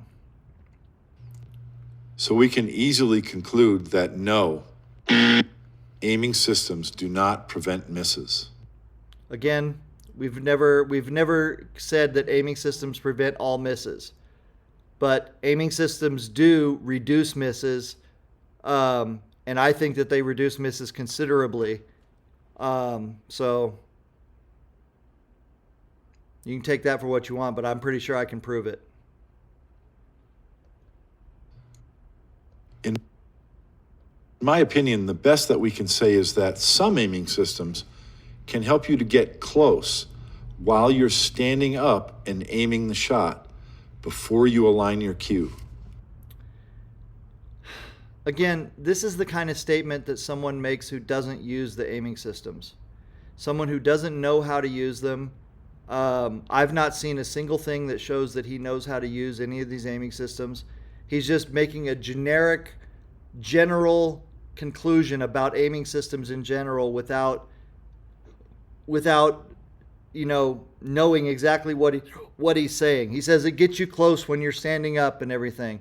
Yes, of course it gets you close when you're standing up. And then when you get down on the ball, it puts you precisely on the shot line. These are things that are easy to prove. You know, we don't need... This isn't like a mythical thing that it's hard to prove. It's easy to prove. You just tell a guy, get down on this shot, and then you can test it and you can see whether he's on the shot line or not. It's simple. There's nothing. You're either on or you're not on, right? And if you're not on, then you stand up and you figure out why you're not on. So if you're using an aiming system and you've gone through the steps and you're not on the right shot line, then most likely something in there was not correct. So you go back and you find what's not correct, and then now every time you get on it, you're on it. Now, are you always going to pick the right key for every shot? No, of course not. You know, the more experienced you are, the better chance you'll have to pick the right perception or the right objective references to use. Just like the better you are at knowing what shot to shoot when you're a higher level player. But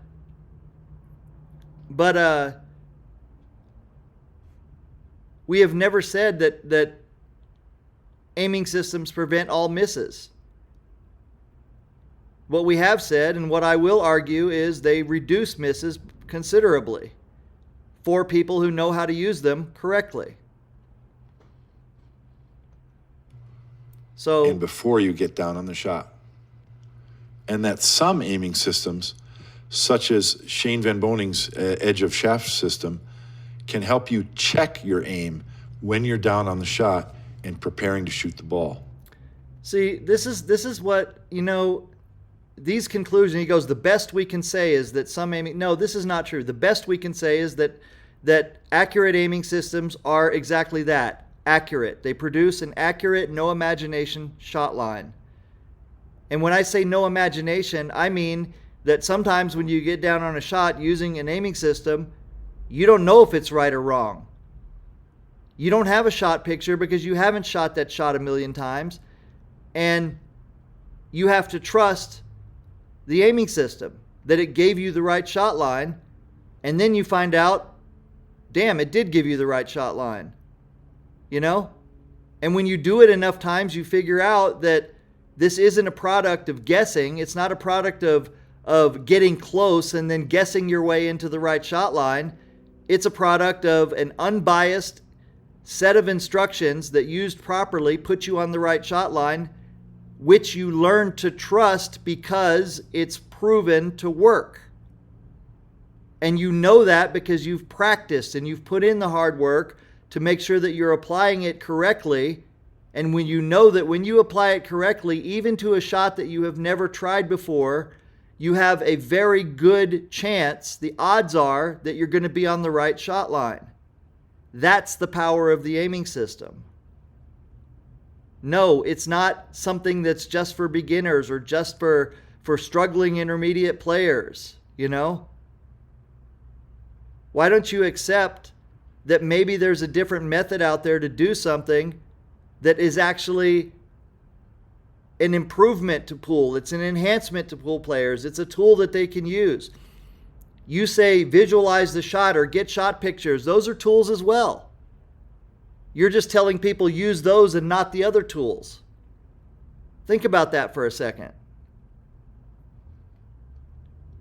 Please don't fall into the trap of thinking that an aiming system is going to do more for your game than they're capable of.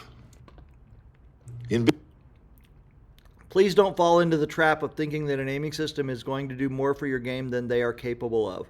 Well, first of all, you've misrepresented the capabilities of aiming systems completely.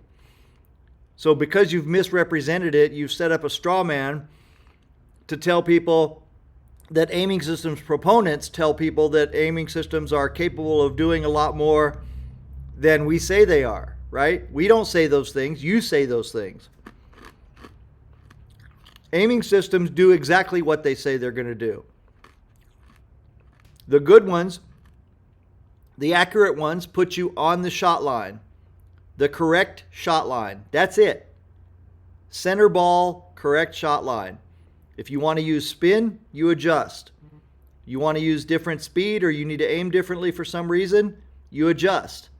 All the aiming system does is give you the dead nuts perfect baseline shot line when used correctly. And from that line, you can adjust wherever you need to. So I didn't talk to you guys about that before. I should do that real quick because the question was asked earlier, can your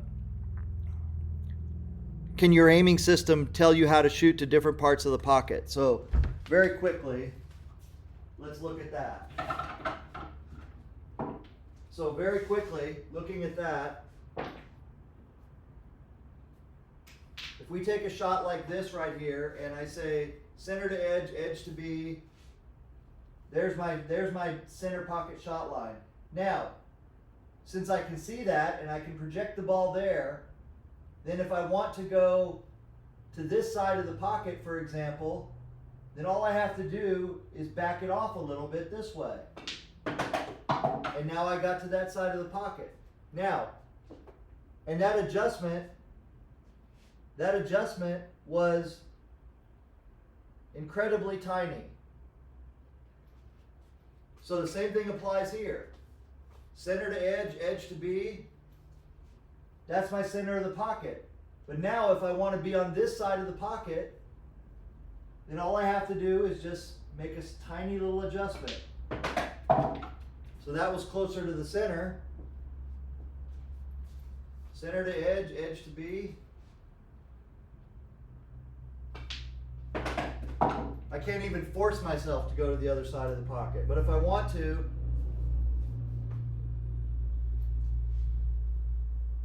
there we go. See, I hate that because I hate moving when I don't need to. But if I need to, I can go like, I can do this. I can come over here and go like this and just find a contact point if I want. I can just go straight back to ghost ball and contact point aiming. I can't even go, I go to the center.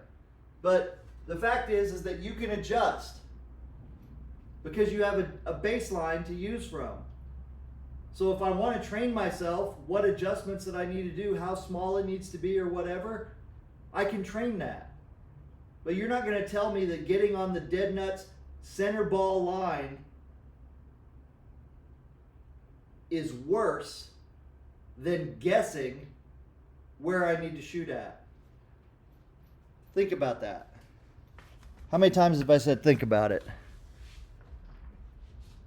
All right, anyway, let's get back up here and see what it finishes out for this.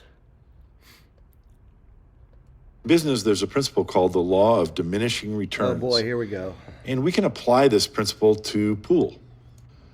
There's a sliding scale that begins with a beginning pool player who puts in a little bit of effort and sees a lot of reward. They're able to start pocketing balls and even draw the cue ball relatively soon after they begin learning how to swing a pool stick.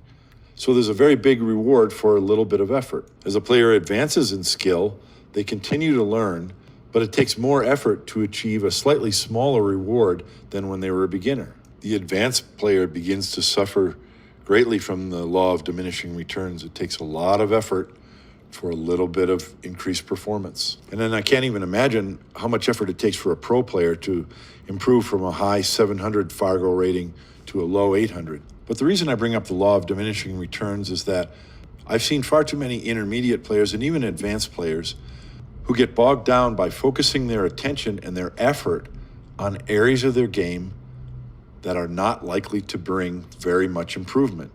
According and to I you. think the biggest culprit is aiming system. Oh, fucking... God. I told myself I wasn't going to say fuck when this thing, you know, when I watch this, but I can't help it. This is so sad.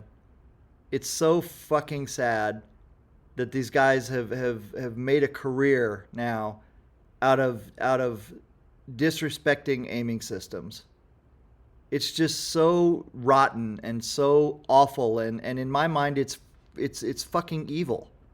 You know, it's evil. And here's why it's evil. Because these guys won't try the systems, they won't learn about them, they won't collaborate with people. So for example, Stan Shuffett is a fucking cool guy, man. He's cool. There's other people that are cool that teach aiming systems.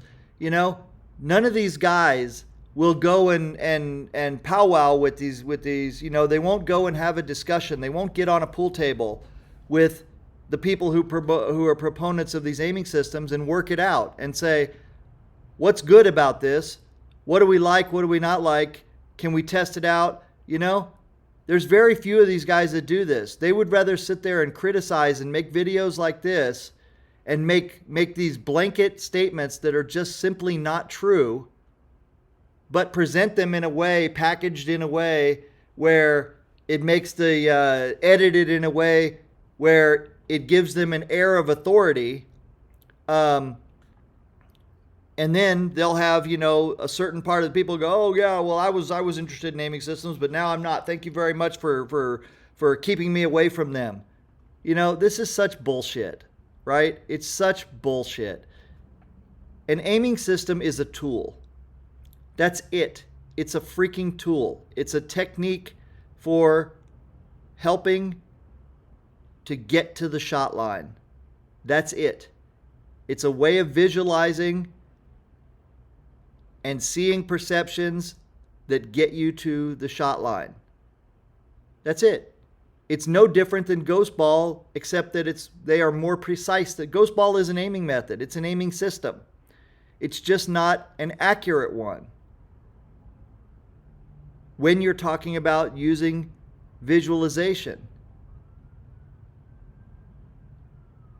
Aiming systems that are objective, that use the parts of the ball that you can actually see, the edges, the centers, those get you accurately to the shot line. So this guy's like, oh, well, I've seen too many players get bogged down with, you know, and he's basically saying they get bogged down with aiming systems and they can't improve. That is such bunk and such bullshit, because the aiming system doesn't stop you from hitting 1,000,000 balls. You know, you can hit 1,000,000 balls without an aiming system. You can hit it with an aiming system. If you hit them with an aiming system, you're more likely to get more out of your practice and become a better player than if you're doing it without it. Because without it, when you're guess aiming, now you've really got to do a lot more brute force practice to get those shot pictures in your mind. You know? So think about that, man. If you're somebody who values real true precision and accuracy, then an aiming system gets you there. You still have to use your eyes. You still have to use your brain. You still have to use your pool sense. You still have to develop your touch. You still have to develop your stroke. The aiming system doesn't replace that.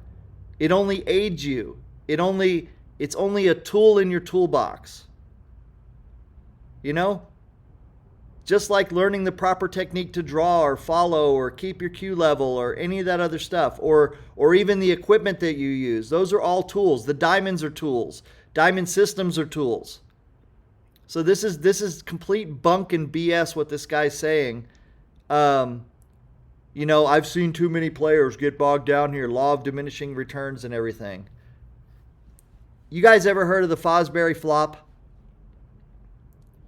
So there was a high jumper named Dick Fosbury, and before Dick Fosbury invented or created his way of jumping, high jumpers would jump over and land on their feet. So they run at it, they jump over the bar, they land on their feet. Well, there's only so high you can go. Well, Dick Fosbury discovered that if you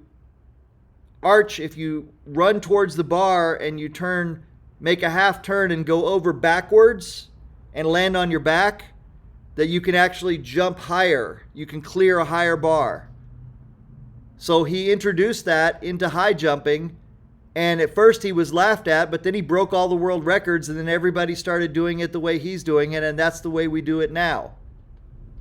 To see how high a human can lift their body over a bar without any mechanical help, like a pole jump.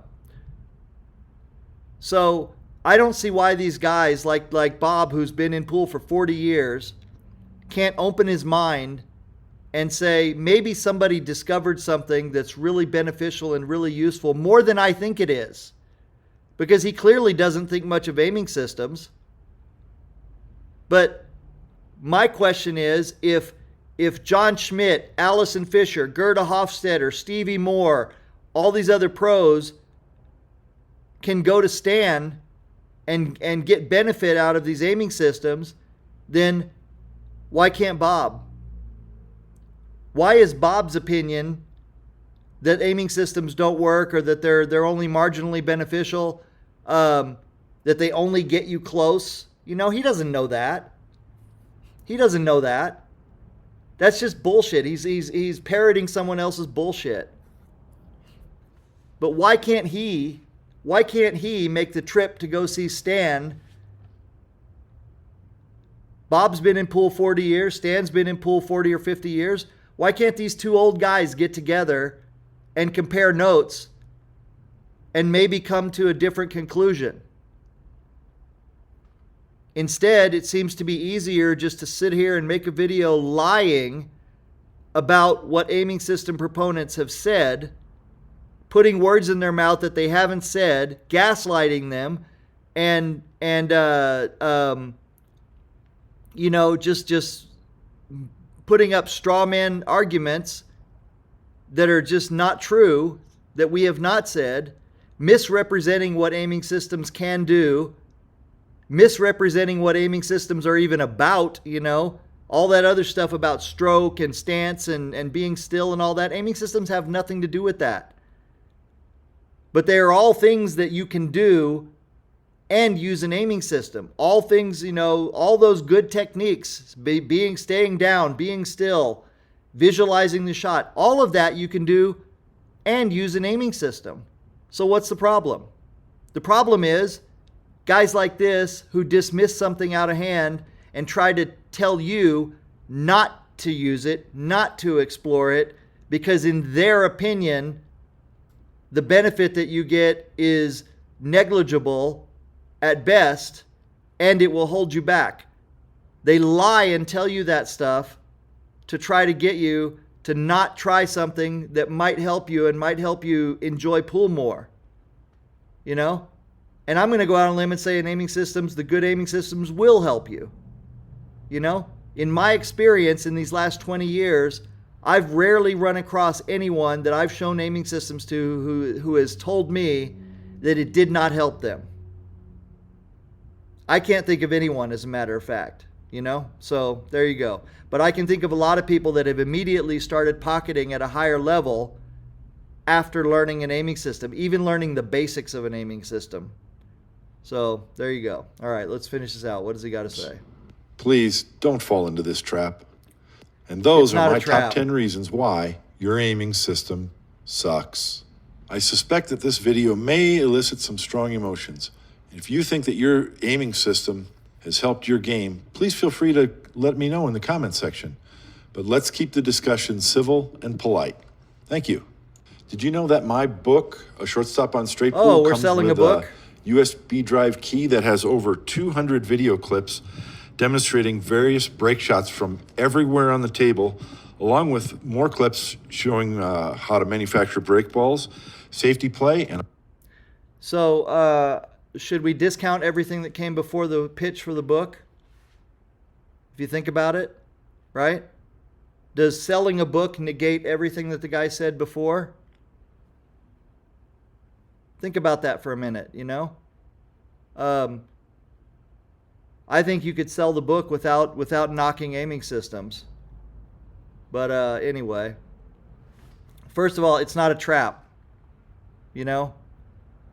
And the only trap is to keep your mind closed and not explore it and understand it. Maybe, Bob, maybe, and I'm just saying this, maybe. So I've seen you run, 100 balls, 110 balls or something like that. What if, this is just something to consider, what if you learned a really accurate aiming system and you could run 200 balls? You know, just a thought. Would that change your mind? Maybe. Maybe not. I don't know. But anyway, this has been my response to your top 10 reasons why your aiming system sucks. And I hope that I have adequately explained my position on them. For those of you who are going to watch, didn't want this to be 4 hours, but it's not an easy topic. So, and I don't think that I don't think it's cool the way you did this. I think it was not very nice, and also I don't think that I think it's kind of gaslighting to ask for civility when you've made so many false comments about aiming systems and misrepresented them and misrepresented the proponents in the way that you did. So that's my thoughts on this. Take care.